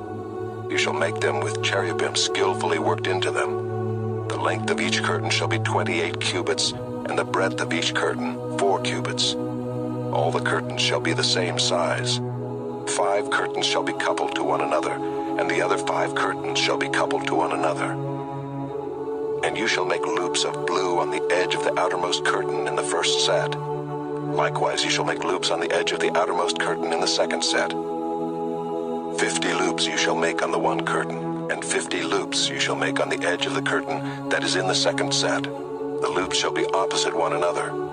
And you shall make 50 clasps of gold, and couple the curtains one to the other with the clasps, so that the tabernacle may be a single whole. You shall also make curtains of goat's hair for a tent over the tabernacle. 11 curtains shall you make. The length of each curtain shall be 30 cubits, and the breadth of each curtain 4 cubits. The 11 curtains shall be the same size. You shall couple 5 curtains by themselves, and 6 curtains by themselves. And the 6th curtain you shall double over at the front of the tent. You shall make 50 loops on the edge of the curtain that is outermost in one set, and 50 loops on the edge of the curtain that is outermost in the second set. You shall make 50 clasps of bronze, and put the clasps into the loops, and couple the tent together, that it may be a single whole. And the part that remains of the curtains of the tent, the half curtain that remains, shall hang over the back of the tabernacle. And the extra that remains in the length of the curtains, the cubit on the one side and the cubit on the other side, shall hang over the sides of the tabernacle on this side and that side to cover it. And you shall make for the tent a covering of tanned ram skins and a covering of goat skins on top. You shall make upright frames for the tabernacle of acacia wood. 10 cubits shall be the length of a frame, and a cubit and a half the breadth of each frame. There shall be 2 tenons in each frame for fitting together. So shall you do for all the frames of the tabernacle. You shall make the frames for the tabernacle, 20 frames for the south side, and 40 bases of silver you shall make under the 20 frames, 2 bases under one frame for its 2 tenons, and 2 bases under the next frame for its 2 tenons. And for the second side of the tabernacle on the north side, 20 frames, and their 40 bases of silver, 2 bases under one frame, and 2 bases under the next frame. And for the rear of the tabernacle westward you shall make 6 frames.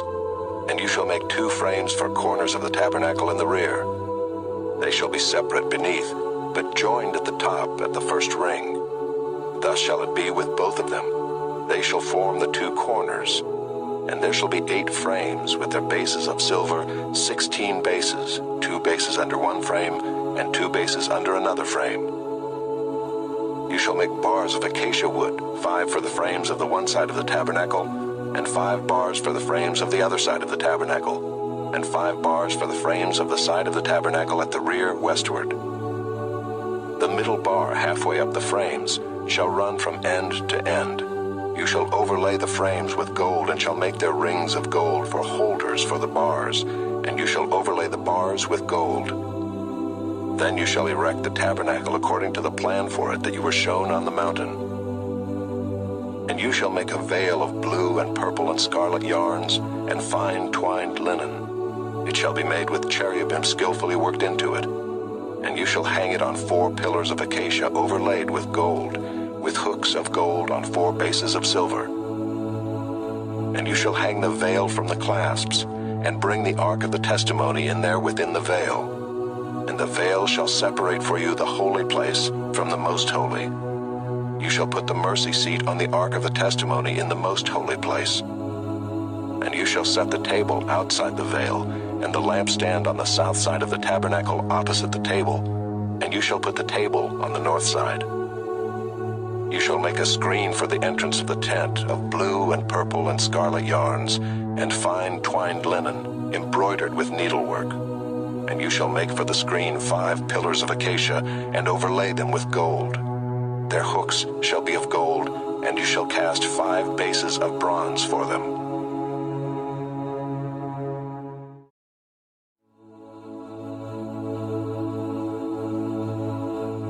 Exodus, chapter 27.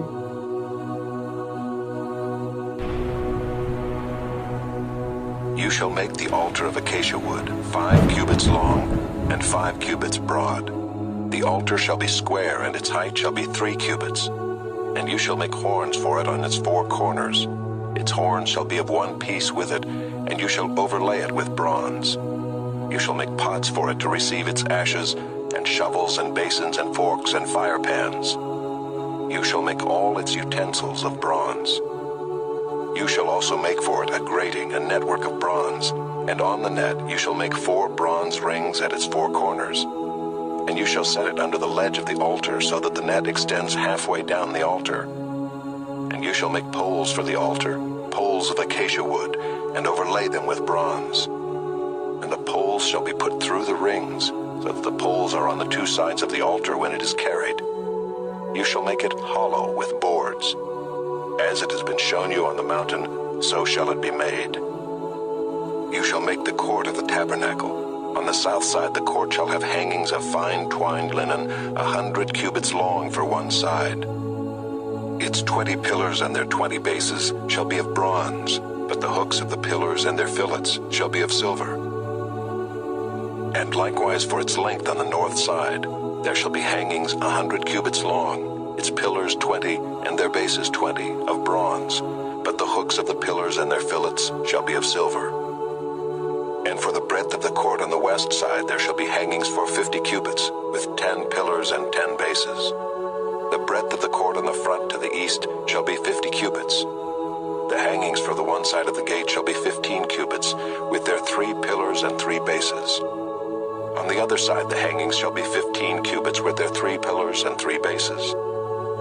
For the gate of the court there shall be a screen 20 cubits long of blue and purple and scarlet yarns, and fine twined linen, embroidered with needlework.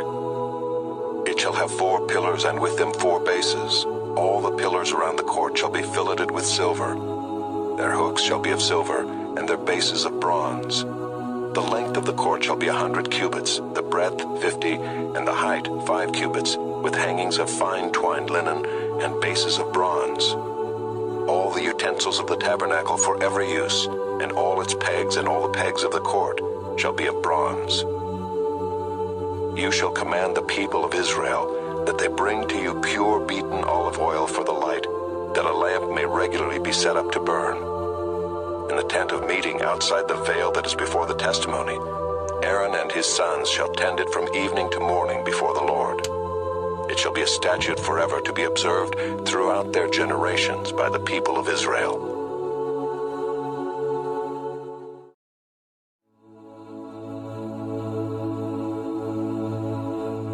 Exodus, chapter 28.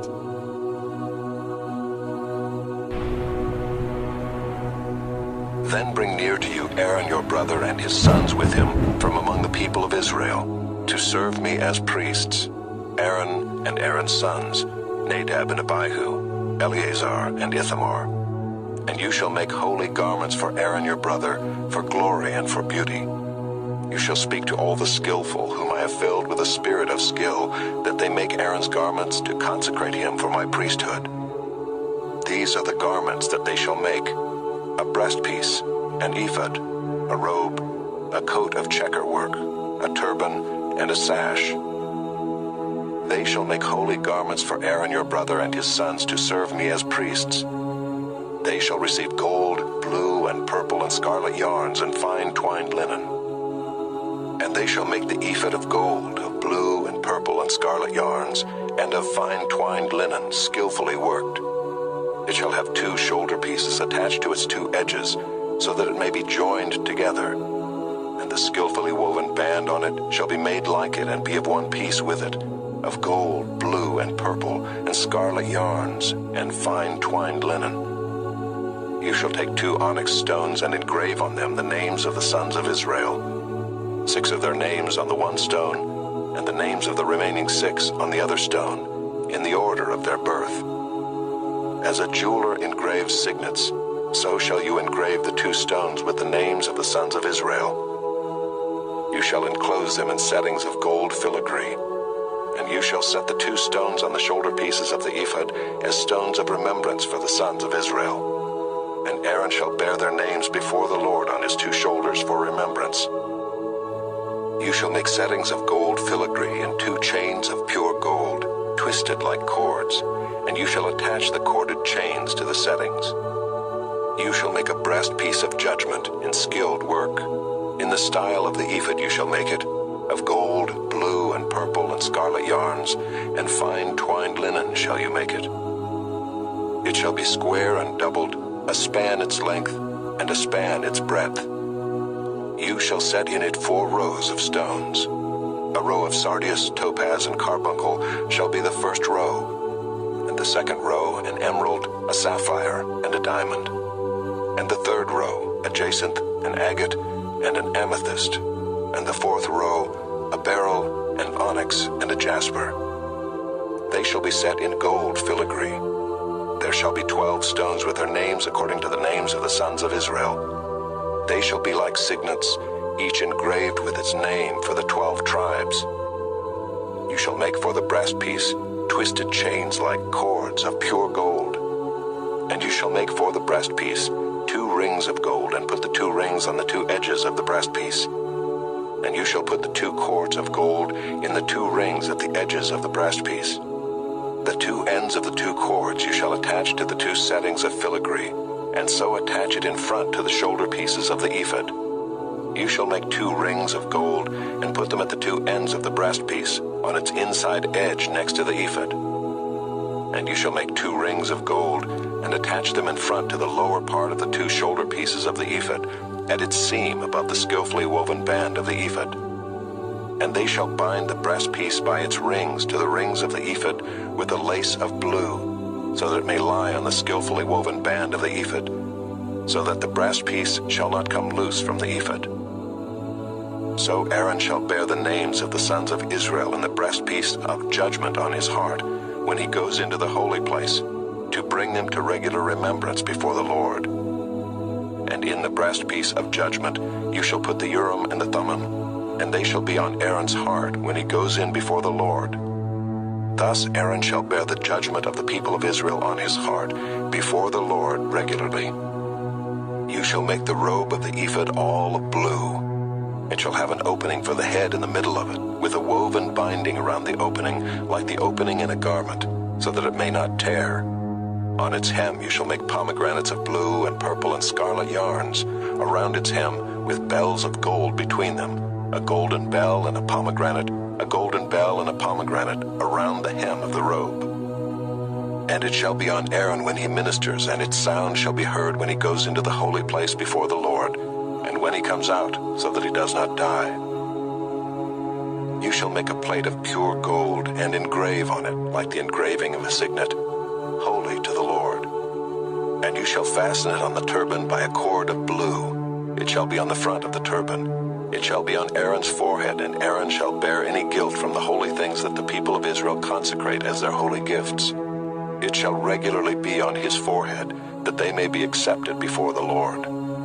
You shall weave the coat in checker work of fine linen, and you shall make a turban of fine linen, and you shall make a sash embroidered with needlework. For Aaron's sons you shall make coats and sashes and caps.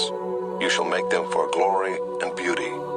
And you shall put them on Aaron your brother and on his sons with him, and shall anoint them and ordain them and consecrate them, that they may serve me as priests. You shall make for them linen undergarments to cover their naked flesh.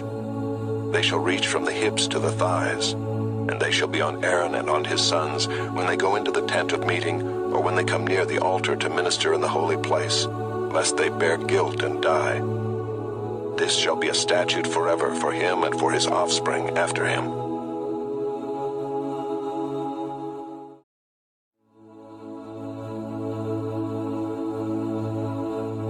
Exodus, chapter 29.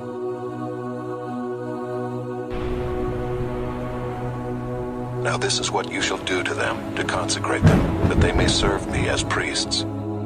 Take 1 bull of the herd and 2 rams without blemish, and unleavened bread, unleavened cakes mixed with oil, and unleavened wafers smeared with oil. You shall make them of fine wheat flour. You shall put them in 1 basket, and bring them in the basket, and bring the bull and the 2 rams. You shall bring Aaron and his sons to the entrance of the tent of meeting, and wash them with water. Then you shall take the garments, and put on Aaron the coat, and the robe of the ephod, and the breastpiece, and gird him with the skillfully woven band of the ephod. And you shall set the turban on his head, and put the holy crown on the turban. You shall take the anointing oil, and pour it on his head, and anoint him. Then you shall bring his sons, and put coats on them, and you shall gird Aaron and his sons with sashes, and bind caps on them. And the priesthood shall be theirs by a statute forever. Thus you shall ordain Aaron and his sons. Then you shall bring the bull before the tent of meeting. Aaron and his sons shall lay their hands on the head of the bull. Then you shall kill the bull before the Lord at the entrance of the tent of meeting, and shall take part of the blood of the bull, and put it on the horns of the altar with your finger, and the rest of the blood you shall pour out at the base of the altar. And you shall take all the fat that covers the entrails, and the long lobe of the liver, and the 2 kidneys with the fat that is on them, and burn them on the altar. But the flesh of the bull and its skin and its dung you shall burn with fire outside the camp. It is a sin offering. Then you shall take 1 of the rams, and Aaron and his sons shall lay their hands on the head of the ram. And you shall kill the ram, and shall take its blood and throw it against the sides of the altar. Then you shall cut the ram into pieces, and wash its entrails and its legs, and put them with its pieces and its head, and burn the whole ram on the altar. It is a burnt offering to the Lord. It is a pleasing aroma, a food offering to the Lord. You shall take the other ram, and Aaron and his sons shall lay their hands on the head of the ram. And you shall kill the ram, and take part of its blood, and put it on the tip of the right ear of Aaron, and on the tips of the right ears of his sons, and on the thumbs of their right hands, and on the great toes of their right feet, and throw the rest of the blood against the sides of the altar. Then you shall take part of the blood that is on the altar and of the anointing oil, and sprinkle it on Aaron and his garments, and on his sons garments with him. He and his garments shall be holy, and his sons garments with him. You shall also take the fat from the ram, and the fat tail, and the fat that covers the entrails, and the long lobe of the liver, and the 2 kidneys with the fat that is on them, and the right thigh, for it is a ram of ordination, and 1 loaf of bread, and 1 cake of bread made with oil, and 1 wafer out of the basket of unleavened bread that is before the Lord. You shall put all these on the palms of Aaron, and on the palms of his sons, and wave them for a wave offering before the Lord. Then you shall take them from their hands and burn them on the altar on top of the burnt offering, as a pleasing aroma before the Lord. It is a food offering to the Lord. You shall take the breast of the ram of Aaron's ordination, and wave it for a wave offering before the Lord, and it shall be your portion. And you shall consecrate the breast of the wave offering that is waved, and the thigh of the priest's portion that is contributed from the ram of ordination, from what was Aaron's and his sons. It shall be for Aaron and his sons as a perpetual due from the people of Israel, for it is a contribution. It shall be a contribution from the people of Israel, from their peace offerings, their contribution to the Lord.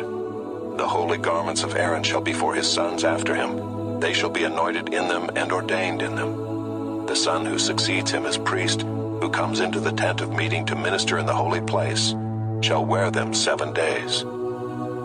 You shall take the ram of ordination, and boil its flesh in a holy place. And Aaron and his sons shall eat the flesh of the ram and the bread that is in the basket in the entrance of the tent of meeting.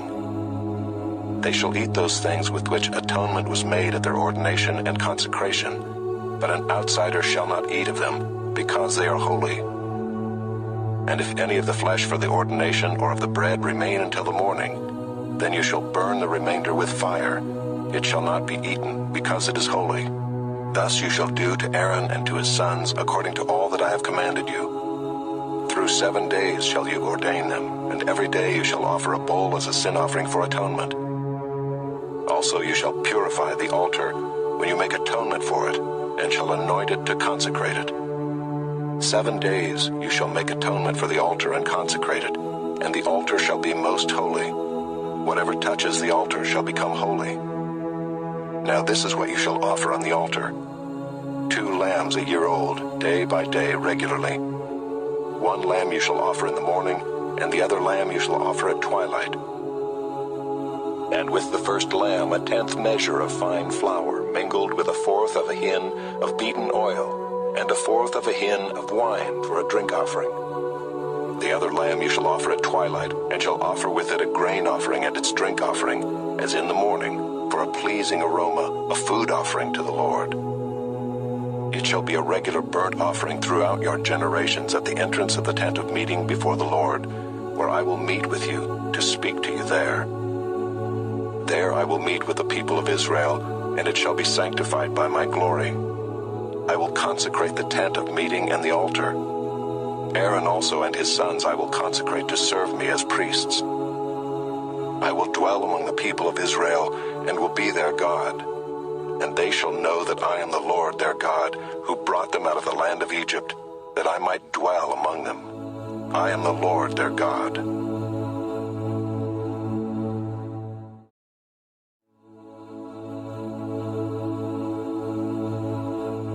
Exodus, chapter 30.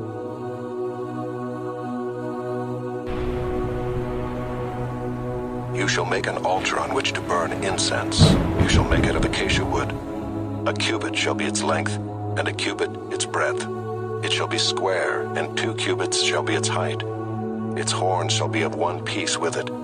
You shall overlay it with pure gold, its top and around its sides and its horns. And you shall make a molding of gold around it. And you shall make 2 golden rings for it.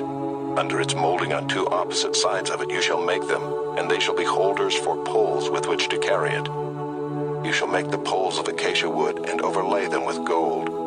And you shall put it in front of the veil that is above the ark of the testimony, in front of the mercy seat that is above the testimony, where I will meet with you. And Aaron shall burn fragrant incense on it. Every morning when he dresses the lamps he shall burn it, and when Aaron sets up the lamps at twilight he shall burn it. A regular incense offering before the Lord throughout your generations. You shall not offer unauthorized incense on it, or a burnt offering, or a grain offering, and you shall not pour a drink offering on it. Aaron shall make atonement on its horns once a year. With the blood of the sin offering of atonement he shall make atonement for it once in the year throughout your generations. It is most holy to the Lord. The Lord said to Moses, "When you take the census of the people of Israel, then each shall give a ransom for his life to the Lord when you number them, that there be no plague among them when you number them. Each one who is numbered in the census shall give this, half a shekel, according to the shekel of the sanctuary. The shekel is 20 gerahs, half a shekel as an offering to the Lord. Everyone who is numbered in the census, from 20 years old and upward, shall give the Lord's offering. The rich shall not give more, and the poor shall not give less than the half shekel when you give the Lord's offering to make atonement for your lives. You shall take the atonement money from the people of Israel, and shall give it for the service of the tent of meeting, that it may bring the people of Israel to remembrance before the Lord, so as to make atonement for your lives." The Lord said to Moses, "You shall also make a basin of bronze with its stand of bronze for washing. You shall put it between the tent of meeting and the altar, and you shall put water in it, with which Aaron and his sons shall wash their hands and their feet. When they go into the tent of meeting, or when they come near the altar to minister, to burn a food offering to the Lord, they shall wash with water, so that they may not die. They shall wash their hands and their feet, so that they may not die. It shall be a statute forever to them, even to him and to his offspring throughout their generations." The Lord said to Moses, "Take the finest spices, of liquid myrrh 500 shekels, and of sweet-smelling cinnamon half as much, that is 250, and 250 of aromatic cane, and 500 of cassia, according to the shekel of the sanctuary, and a hin of olive oil. And you shall make of these a sacred anointing oil blended as by the perfumer. It shall be a holy anointing oil. With it you shall anoint the tent of meeting and the ark of the testimony, and the table and all its utensils, and the lampstand and its utensils, and the altar of incense, and the altar of burnt offering with all its utensils, and the basin and its stand. You shall consecrate them, that they may be most holy. Whatever touches them will become holy. You shall anoint Aaron and his sons, and consecrate them, that they may serve me as priests. And you shall say to the people of Israel, This shall be my holy anointing oil throughout your generations. It shall not be poured on the body of an ordinary person, and you shall make no other like it in composition. It is holy, and it shall be holy to you. Whoever compounds any like it, or whoever puts any of it on an outsider, shall be cut off from his people." The Lord said to Moses, "Take sweet spices, stacte and onycha and galbanum, sweet spices with pure frankincense, of each there shall be an equal part, and make an incense blended as by the perfumer, seasoned with salt, pure and holy. You shall beat some of it very small, and put part of it before the testimony in the tent of meeting, where I shall meet with you. It shall be most holy for you. And the incense that you shall make according to its composition you shall not make for yourselves.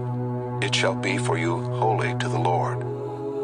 Whoever makes any like it to use as perfume shall be cut off from his people."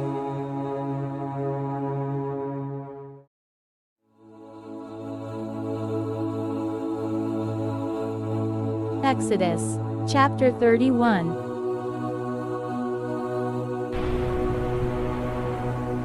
The Lord said to Moses, "See, I have called by name Bezaleel the son of Uri, son of Hur, of the tribe of Judah, and I have filled him with the Spirit of God, with ability and intelligence, with knowledge and all craftsmanship, to devise artistic designs, to work in gold, silver, and bronze, in cutting stones for setting, and in carving wood, to work in every craft. And behold, I have appointed with him Oholiab the son of Ahisamach of the tribe of Dan. And I have given to all able men ability, that they may make all that I have commanded you, the tent of meeting and the ark of the testimony, and the mercy seat that is on it, and all the furnishings of the tent, the table and its utensils, and the pure lampstand with all its utensils, and the altar of incense, and the altar of burnt offering with all its utensils, and the basin and its stand, and the finely worked garments, the holy garments for Aaron the priest, and the garments of his sons, for their service as priests, and the anointing oil, and the fragrant incense for the holy place. According to all that I have commanded you, they shall do.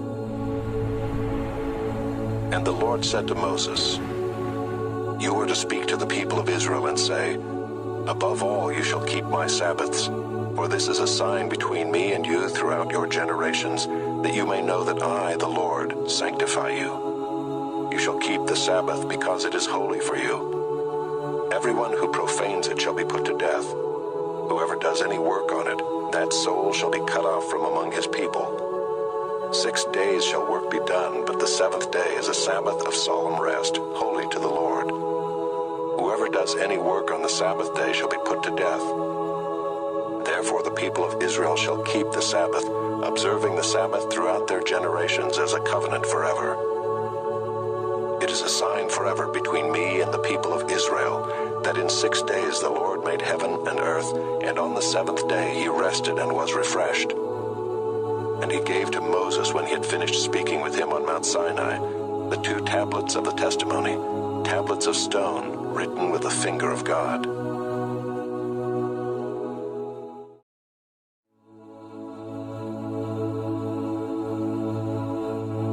Exodus, chapter 32.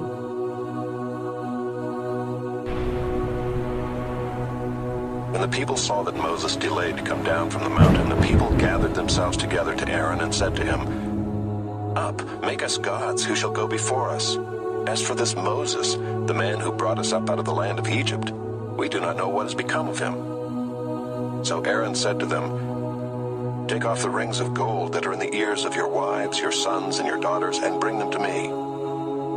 So all the people took off the rings of gold that were in their ears and brought them to Aaron. And he received the gold from their hand and fashioned it with a graving tool and made a golden calf. And they said, These are your gods, O Israel, who brought you up out of the land of Egypt. When Aaron saw this, he built an altar before it.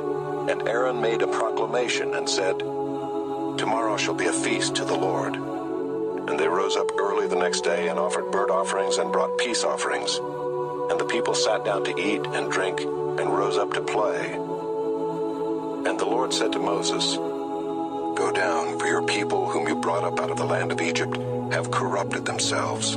They have turned aside quickly out of the way that I commanded them. They have made for themselves a golden calf and have worshipped it and sacrificed to it and said, These are your gods, O Israel, who brought you up out of the land of Egypt. And the Lord said to Moses, I have seen this people, and behold, it is a stiff-necked people. Now therefore let me alone, that my wrath may burn hot against them, and I may consume them, in order that I may make a great nation of you.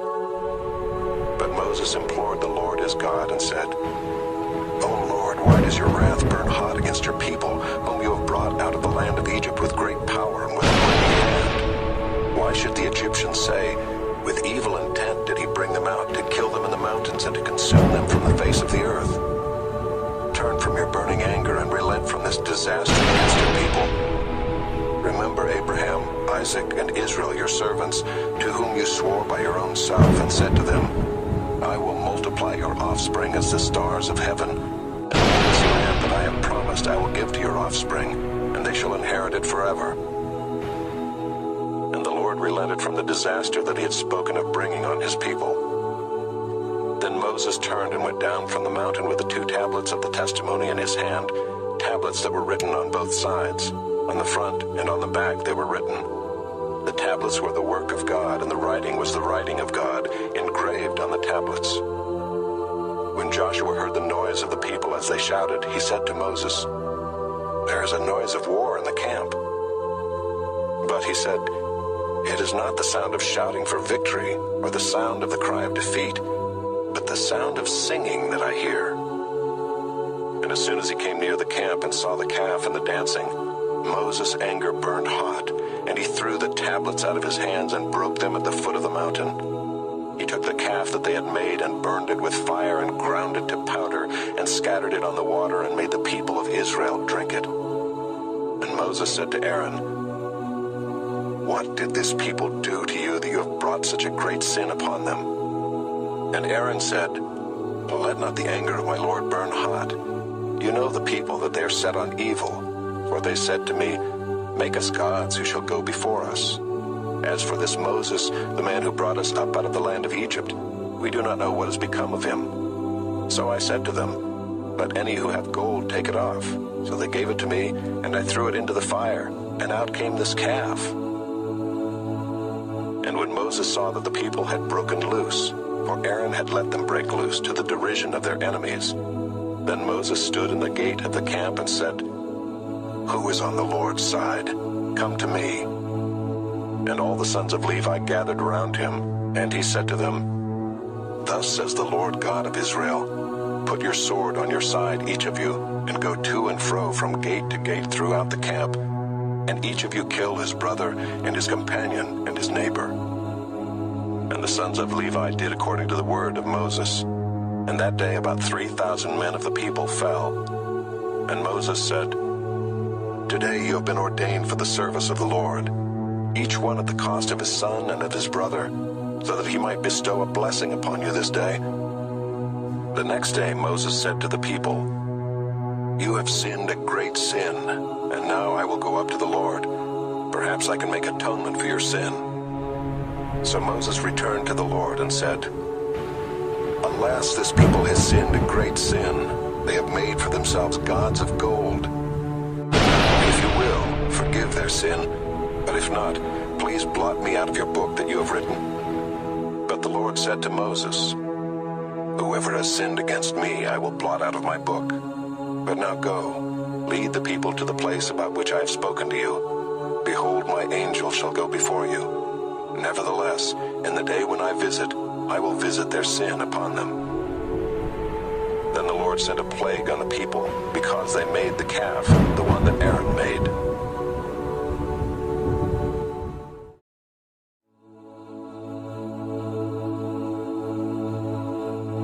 Exodus, chapter 33.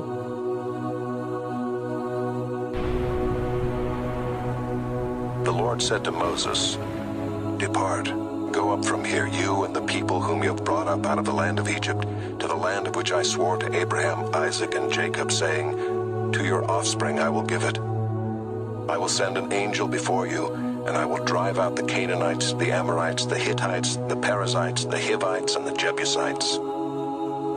Go up to a land flowing with milk and honey. But I will not go up among you, lest I consume you on the way, for you are a stiff-necked people. When the people heard this disastrous word, they mourned, and no one put on his ornaments. For the Lord had said to Moses, say to the people of Israel, you are a stiff-necked people. If for a single moment I should go up among you, I would consume you. So now take off your ornaments, that I may know what to do with you. Therefore the people of Israel stripped themselves of their ornaments from Mount Horeb onward. Now Moses used to take the tent and pitch it outside the camp, far off from the camp, and he called it the tent of meeting. And everyone who sought the Lord would go out to the tent of meeting, which was outside the camp. Whenever Moses went out to the tent, all the people would rise up, and each would stand at his tent door and watch Moses until he had gone into the tent. When Moses entered the tent, the pillar of cloud would descend and stand at the entrance of the tent, and the Lord would speak with Moses. And when all the people saw the pillar of cloud standing at the entrance of the tent, all the people would rise up and worship, each at his tent door. Thus the Lord used to speak to Moses face to face, as a man speaks to his friend. When Moses turned again into the camp, his assistant Joshua the son of Nun, a young man, would not depart from the tent. Moses said to the Lord, see, you say to me, bring up this people, but you have not let me know whom you will send with me. Yet you have said, I know you by name, and you have also found favor in my sight. Now therefore, if I have found favor in your sight, please show me now your ways, that I may know you in order to find favor in your sight. Consider too that this nation is your people. And he said, my presence will go with you, and I will give you rest. And he said to him, if your presence will not go with me, do not bring us up from here. For how shall it be known that I have found favor in your sight, I and your people? Is it not in your going with us, so that we are distinct, I and your people? from every other people on the face of the earth. And the Lord said to Moses, "This very thing that you have spoken I will do, for you have found favor in my sight, and I know you by name." Moses said, "Please show me your glory." And he said, "I will make all my goodness pass before you, and will proclaim before you my name, the Lord. And I will be gracious to whom I will be gracious, and will show mercy on whom I will show mercy." But he said, "You cannot see my face, for man shall not see me and live." And the Lord said, "Behold, there is a place by me where you shall stand on the rock. And while my glory passes by, I will put you in a cleft of the rock, and I will cover you with my hand until I have passed by.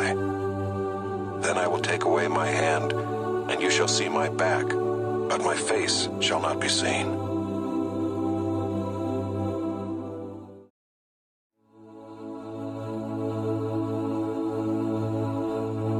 Exodus, chapter 34.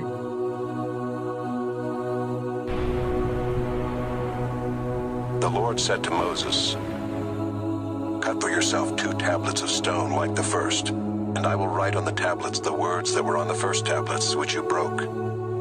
Be ready by the morning, and come up in the morning to Mount Sinai, and present yourself there to me on the top of the mountain. No one shall come up with you, and let no one be seen throughout all the mountain. Let no flocks or herds graze opposite that mountain." So Moses cut 2 tablets of stone like the first, and he rose early in the morning and went up on Mount Sinai as the Lord had commanded him, and took in his hand 2 tablets of stone. The Lord descended in the cloud and stood with him there, and proclaimed the name of the Lord. The Lord passed before him and proclaimed, the Lord, a God merciful and gracious, slow to anger and abounding in steadfast love and faithfulness, keeping steadfast love for thousands, forgiving iniquity and transgression and sin, but who will by no means clear the guilty, visiting the iniquity of the fathers on the children and the children's children to the 3rd and the 4th generation. And Moses quickly bowed his head toward the earth and worshipped. And he said, "If now I have found favor in your sight, O Lord, please let the Lord go in the midst of us, for it is a stiff-necked people, and pardon our iniquity and our sin, and take us for your inheritance." And he said, "Behold, I am making a covenant. Before all your people I will do marvels, such as have not been created in all the earth or in any nation, and all the people among whom you are shall see the work of the Lord, for it is an awesome thing that I will do with you. Observe what I command you this day. Behold, I will drive out before you the Amorites, the Canaanites, the Hittites, the Perizzites, the Hivites, and the Jebusites.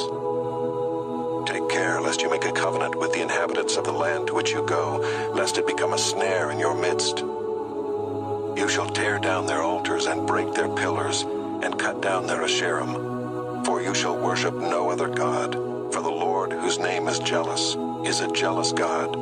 Lest you make a covenant with the inhabitants of the land, and when they whore after their gods and sacrifice to their gods, and you are invited, you eat of his sacrifice, and you take of their daughters for your sons, and their daughters whore after their gods, and make your sons whore after their gods.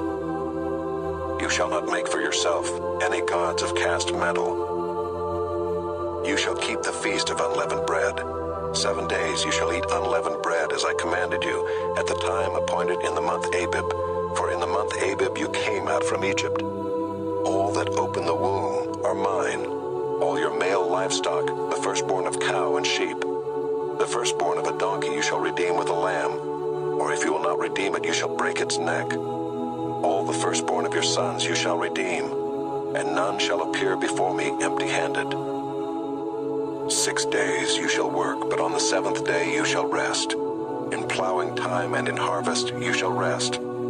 You shall observe the Feast of Weeks, the firstfruits of wheat harvest, and the Feast of Ingathering at the year's end.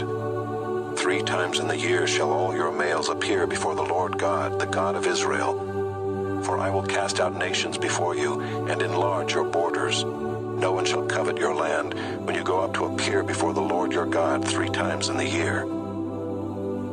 You shall not offer the blood of my sacrifice with anything leavened, or let the sacrifice of the feast of the Passover remain until the morning. The best of the firstfruits of your ground you shall bring to the house of the Lord your God.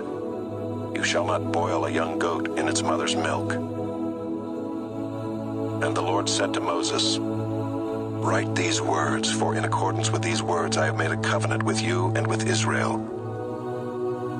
So he was there with the Lord 40 days and 40 nights. He neither ate bread nor drank water, and he wrote on the tablets the words of the covenant, the 10 Commandments. When Moses came down from Mount Sinai with the 2 tablets of the testimony in his hand as he came down from the mountain, Moses did not know that the skin of his face shone because he had been talking with God. Aaron and all the people of Israel saw Moses, and behold, the skin of his face shone, and they were afraid to come near him. But Moses called to them, and Aaron and all the leaders of the congregation returned to him, and Moses talked with them. Afterward all the people of Israel came near, and he commanded them all that the Lord had spoken with him in Mount Sinai. And when Moses had finished speaking with them, he put a veil over his face.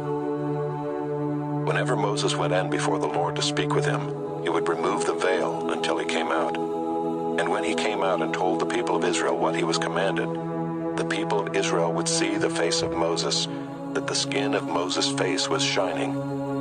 And Moses would put the veil over his face again until he went in to speak with him.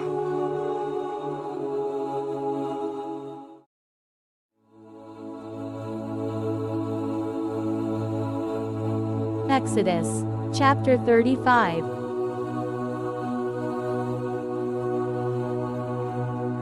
Moses assembled all the congregation of the people of Israel and said to them, These are the things that the Lord has commanded you to do. 6 days' work shall be done, but on the 7th day you shall have a Sabbath of solemn rest, holy to the Lord. Whoever does any work on it shall be put to death.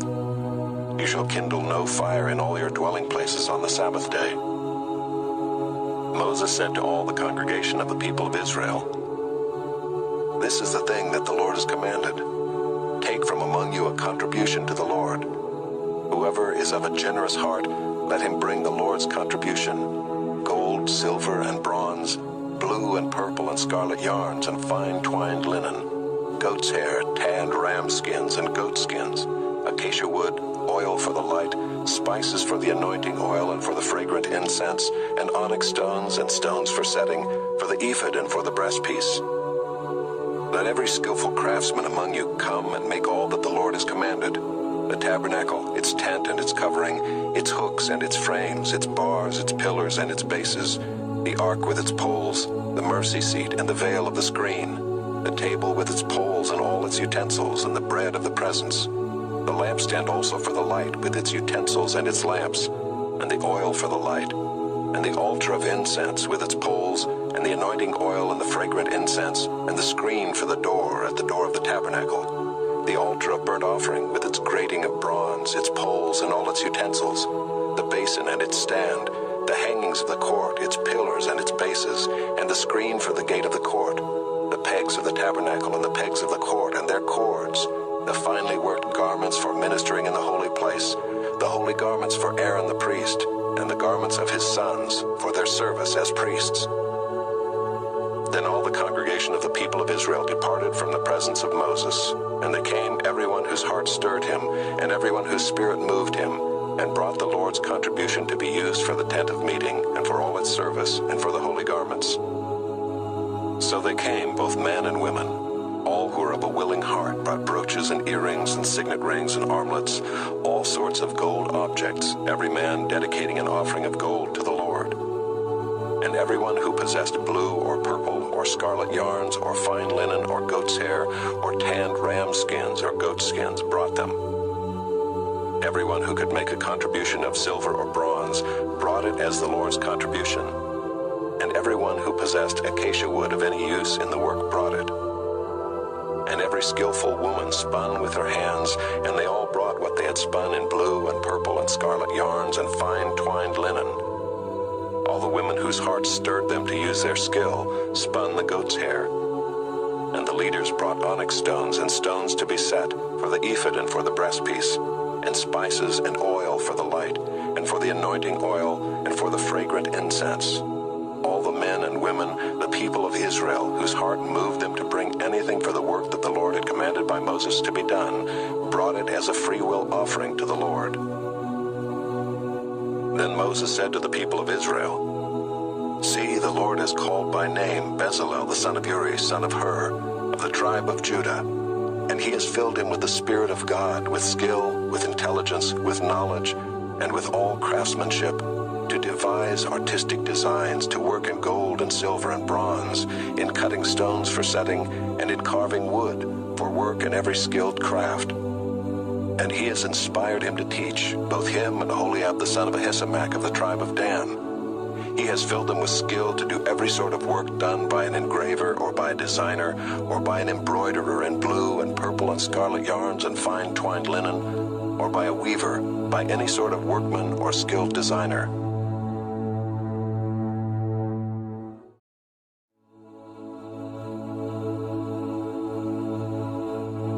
Exodus, chapter 36.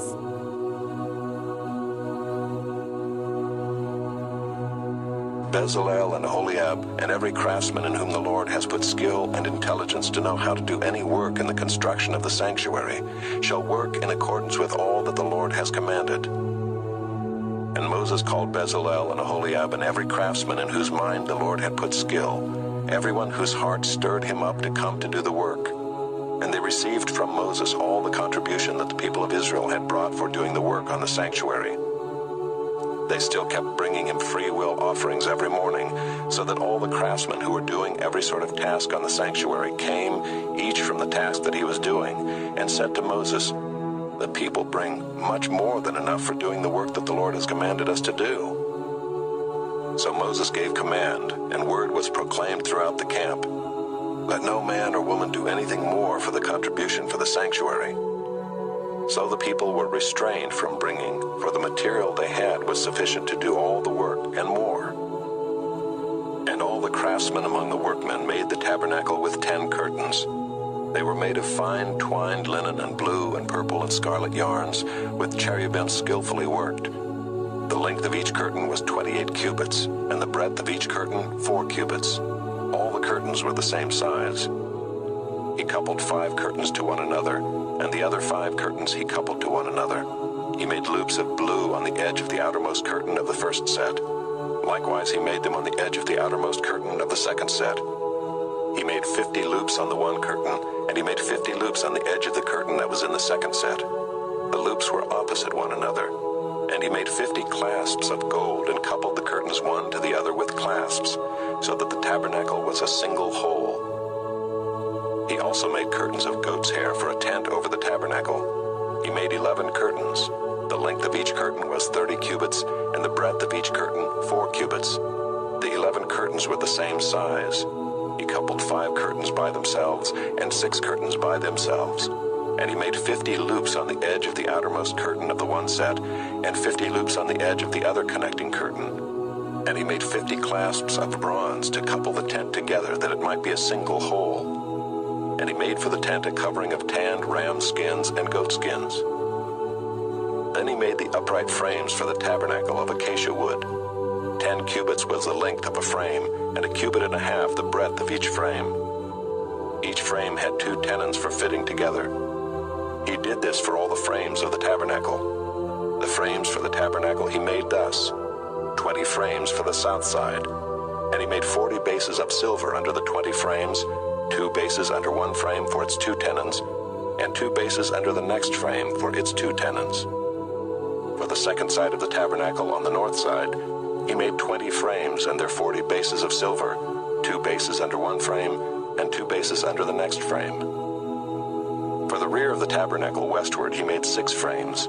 He made 2 frames for corners of the tabernacle in the rear, and they were separate beneath, but joined at the top at the first ring. He made 2 of them this way for the 2 corners. There were 8 frames with their bases of silver, 16 bases, under every frame 2 bases. He made bars of acacia wood, 5 for the frames of the one side of the tabernacle, and 5 bars for the frames of the other side of the tabernacle, and 5 bars for the frames of the tabernacle at the rear westward. And he made the middle bar to run from end to end halfway up the frames. And he overlaid the frames with gold, and made the rings of gold for holders for the bars, and overlaid the bars with gold. He made the veil of blue and purple and scarlet yarns and fine twined linen, with cherubim skillfully worked into it he made it. And for it he made 4 pillars of acacia, and overlaid them with gold. Their hooks were of gold, and he cast for them 4 bases of silver. He also made a screen for the entrance of the tent, of blue and purple and scarlet yarns, and fine twined linen, embroidered with needlework, and its 5 pillars with their hooks. He overlaid their capitals, and their fillets were of gold, but their 5 bases were of bronze.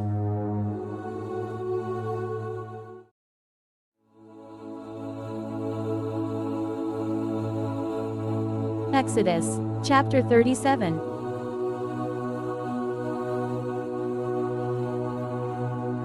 Bezaleel made the ark of acacia wood. 2 cubits and a half was its length, 1 cubit and a half its breadth, and 1 cubit and a half its height. And he overlaid it with pure gold inside and outside, and made a molding of gold around it. And he cast for it 4 rings of gold for its 4 feet, 2 rings on its one side and 2 rings on its other side. And he made poles of acacia wood and overlaid them with gold, and put the poles into the rings on the sides of the ark to carry the ark. And he made a mercy seat of pure gold. 2 cubits and a half was its length, and 1 cubit and a half its breadth. And he made 2 cherubim of gold.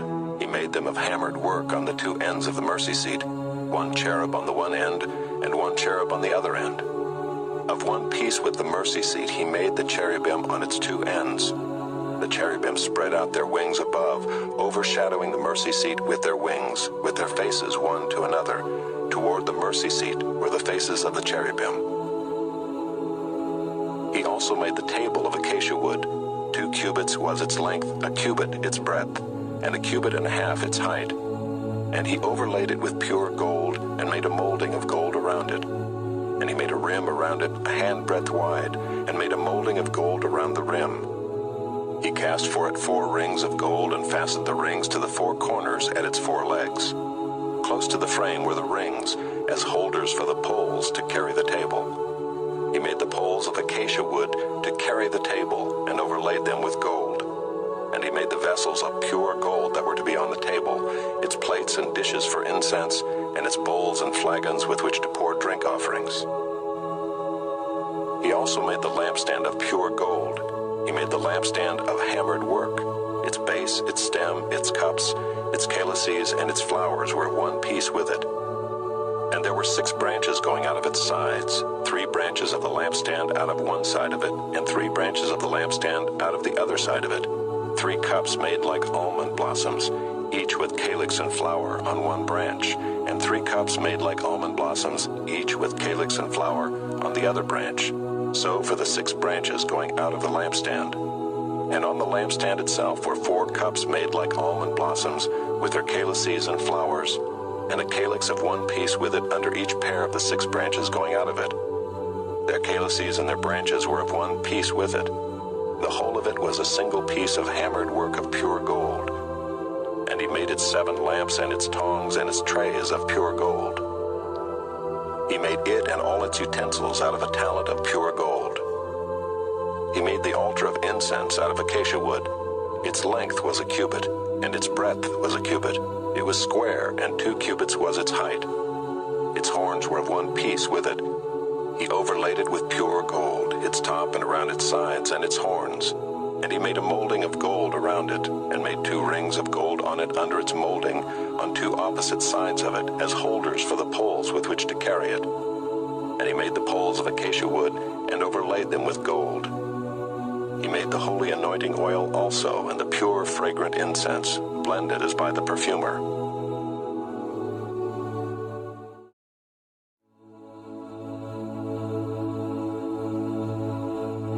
Exodus, chapter 38.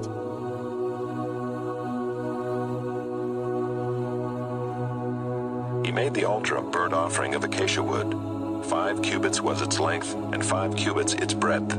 It was square, and 3 cubits was its height. He made horns for it on its 4 corners. Its horns were of one piece with it, and he overlaid it with bronze. And he made all the utensils of the altar, the pots, the shovels, the basins, the forks, and the fire pans. He made all its utensils of bronze. And he made for the altar a grating, a network of bronze under its ledge, extending halfway down. He cast 4 rings on the 4 corners of the bronze grating as holders for the poles. He made the poles of acacia wood and overlaid them with bronze. And he put the poles through the rings on the sides of the altar to carry it with them. He made it hollow with boards. He made the basin of bronze and its stand of bronze from the mirrors of the ministering women who ministered in the entrance of the tent of meeting. And he made the court. For the south side, the hangings of the court were of fine twined linen, 100 cubits. Their 20 pillars and their 20 bases were of bronze, but the hooks of the pillars and their fillets were of silver. And for the north side there were hangings of 100 cubits. Their 20 pillars and their 20 bases were of bronze, but the hooks of the pillars and their fillets were of silver. And for the west side were hangings of 50 cubits. Their 10 pillars and their 10 bases, the hooks of the pillars and their fillets were of silver. And for the front to the east, 50 cubits. The hangings for one side of the gate were 15 cubits, with their 3 pillars and 3 bases. And so for the other side. On both sides of the gate of the court were hangings of 15 cubits, with their 3 pillars and their 3 bases. All the hangings around the court were of fine twined linen. And the bases for the pillars were of bronze, but the hooks of the pillars and their fillets were of silver.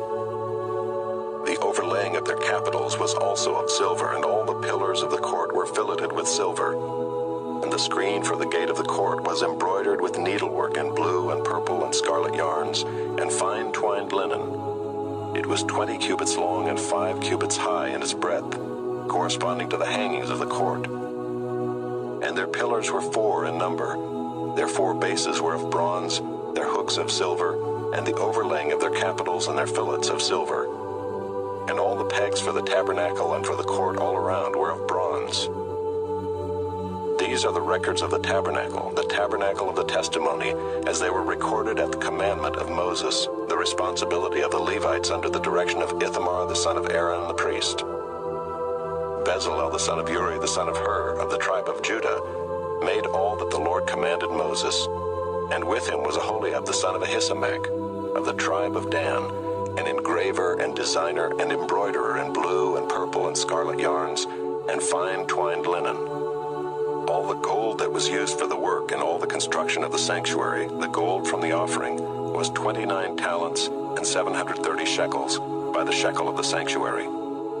The silver from those of the congregation who were recorded was 100 talents and 1,775 shekels by the shekel of the sanctuary. A beka a head, that is, half a shekel by the shekel of the sanctuary, for everyone who is listed in the records, from 20 years old and upward, for 603,550 men. The 100 talents of silver were for casting the bases of the sanctuary and the bases of the veil, 100 bases for the 100 talents, a talent a base. And of the 1,775 shekels he made hooks for the pillars and overlaid their capitals and made fillets for them. The bronze that was offered was 70 talents and 2,400 shekels. With it he made the bases for the entrance of the tent of meeting, the bronze altar and the bronze grating for it, and all the utensils of the altar, the bases around the court, and the bases of the gate of the court, all the pegs of the tabernacle, and all the pegs around the court.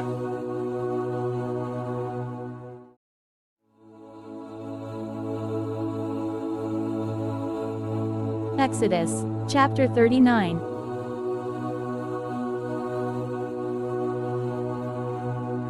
From the blue and purple and scarlet yarns they made finely woven garments for ministering in the holy place. They made the holy garments for Aaron as the Lord had commanded Moses. He made the ephod of gold, blue and purple and scarlet yarns and fine twined linen.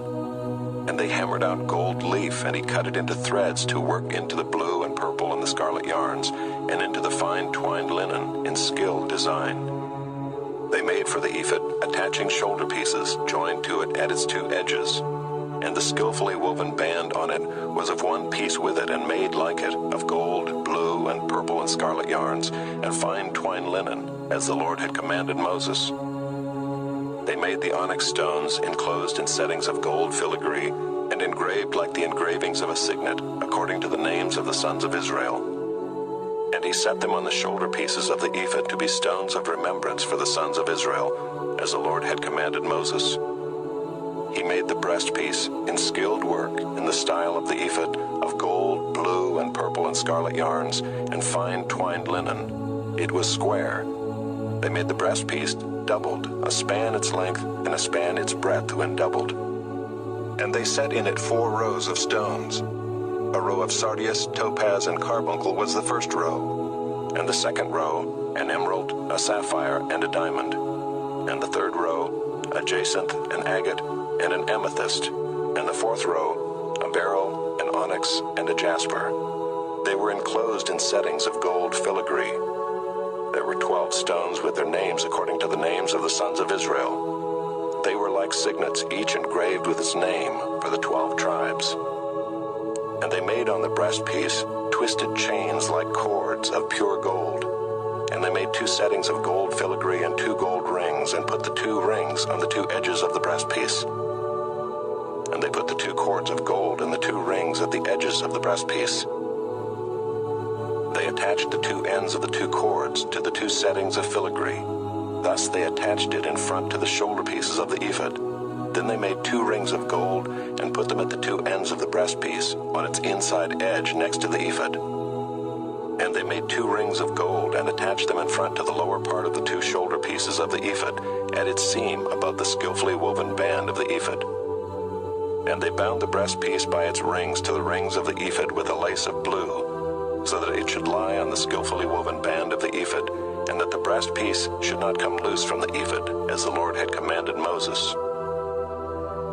He also made the robe of the ephod woven all of blue, and the opening of the robe in it was like the opening in a garment, with a binding around the opening, so that it might not tear. On the hem of the robe they made pomegranates of blue and purple and scarlet yarns, and fine twined linen. They also made bells of pure gold, and put the bells between the pomegranates all around the hem of the robe, between the pomegranates, a bell and a pomegranate, a bell and a pomegranate around the hem of the robe for ministering, as the Lord had commanded Moses. They also made the coats woven of fine linen for Aaron and his sons, and the turban of fine linen, and the caps of fine linen, and the linen undergarments of fine twined linen, and the sash of fine twined linen, and of blue and purple and scarlet yarns, embroidered with needlework, as the Lord had commanded Moses. They made the plate of the holy crown of pure gold, and wrote on it an inscription like the engraving of a signet, Holy to the Lord. And they tied to it a cord of blue to fasten it on the turban above, as the Lord had commanded Moses. Thus all the work of the tabernacle of the tent of meeting was finished, and the people of Israel did according to all that the Lord had commanded Moses, so they did.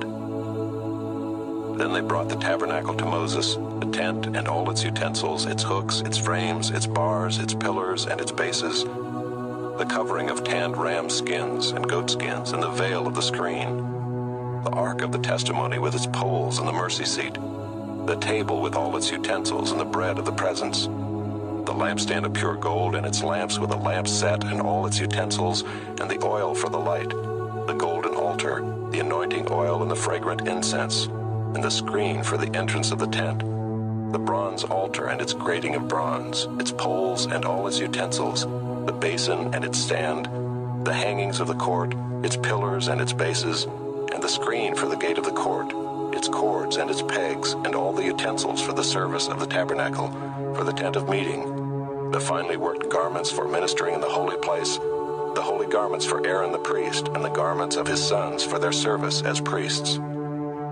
According to all that the Lord had commanded Moses, so the people of Israel had done all the work. And Moses saw all the work, and behold, they had done it, as the Lord had commanded, so had they done it. Then Moses blessed them.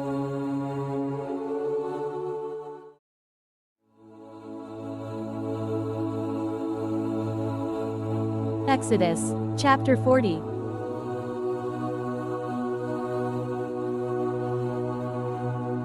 The Lord spoke to Moses, saying, On the first day of the first month, you shall erect the tabernacle of the tent of meeting, and you shall put in it the ark of the testimony, and you shall screen the ark with the veil. And you shall bring in the table and arrange it, and you shall bring in the lampstand and set up its lamps. And you shall put the golden altar for incense before the ark of the testimony, and set up the screen for the door of the tabernacle. You shall set the altar of burnt offering before the door of the tabernacle of the tent of meeting, and place the basin between the tent of meeting and the altar, and put water in it. And you shall set up the court all around, and hang up the screen for the gate of the court. Then you shall take the anointing oil, and anoint the tabernacle and all that is in it, and consecrate it and all its furniture, so that it may become holy. You shall also anoint the altar of burnt offering and all its utensils, and consecrate the altar, so that the altar may become most holy. You shall also anoint the basin and its stand, and consecrate it.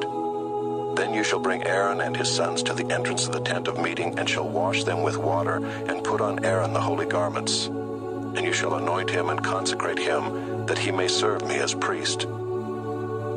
You shall bring his sons also, and put coats on them, and anoint them as you anointed their father, that they may serve me as priests. And their anointing shall admit them to a perpetual priesthood throughout their generations. This Moses did according to all that the Lord had commanded him, so he did. In the first month, in the second year, on the first day of the month, the tabernacle was erected. Moses erected the tabernacle. He laid its bases and set up its frames, and put in its poles, and raised up its pillars. And he spread the tent over the tabernacle, and put the covering of the tent over it, as the Lord had commanded Moses. He took the testimony and put it into the ark, and put the poles on the ark, and set the mercy seat above on the ark. And he brought the ark into the tabernacle, and set up the veil of the screen, and screened the ark of the testimony, as the Lord had commanded Moses. He put the table in the tent of meeting on the north side of the tabernacle, outside the veil, and arranged the bread on it before the Lord, as the Lord had commanded Moses. He put the lampstand in the tent of meeting, opposite the table on the south side of the tabernacle, and set up the lamps before the Lord, as the Lord had commanded Moses. He put the golden altar in the tent of meeting before the veil, and burned fragrant incense on it, as the Lord had commanded Moses. He put in place the screen for the door of the tabernacle, and he set the altar of burnt offering at the entrance of the tabernacle of the tent of meeting, and offered on it the burnt offering and the grain offering, as the Lord had commanded Moses. He set the basin between the tent of meeting and the altar, and put water in it for washing, with which Moses and Aaron and his sons washed their hands and their feet. When they went into the tent of meeting, and when they approached the altar, they washed, as the Lord commanded Moses. And he erected the court around the tabernacle and the altar, and set up the screen at the gate of the court. So Moses finished the work. Then the cloud covered the tent of meeting, and the glory of the Lord filled the tabernacle. And Moses was not able to enter the tent of meeting, because the cloud settled on it, and the glory of the Lord filled the tabernacle. Throughout all their journeys, whenever the cloud was taken up from over the tabernacle, the people of Israel would set out. But if the cloud was not taken up, then they did not set out till the day that it was taken up. For the cloud of the Lord was on the tabernacle by day, and fire was in it by night, in the sight of all the house of Israel throughout all their journeys.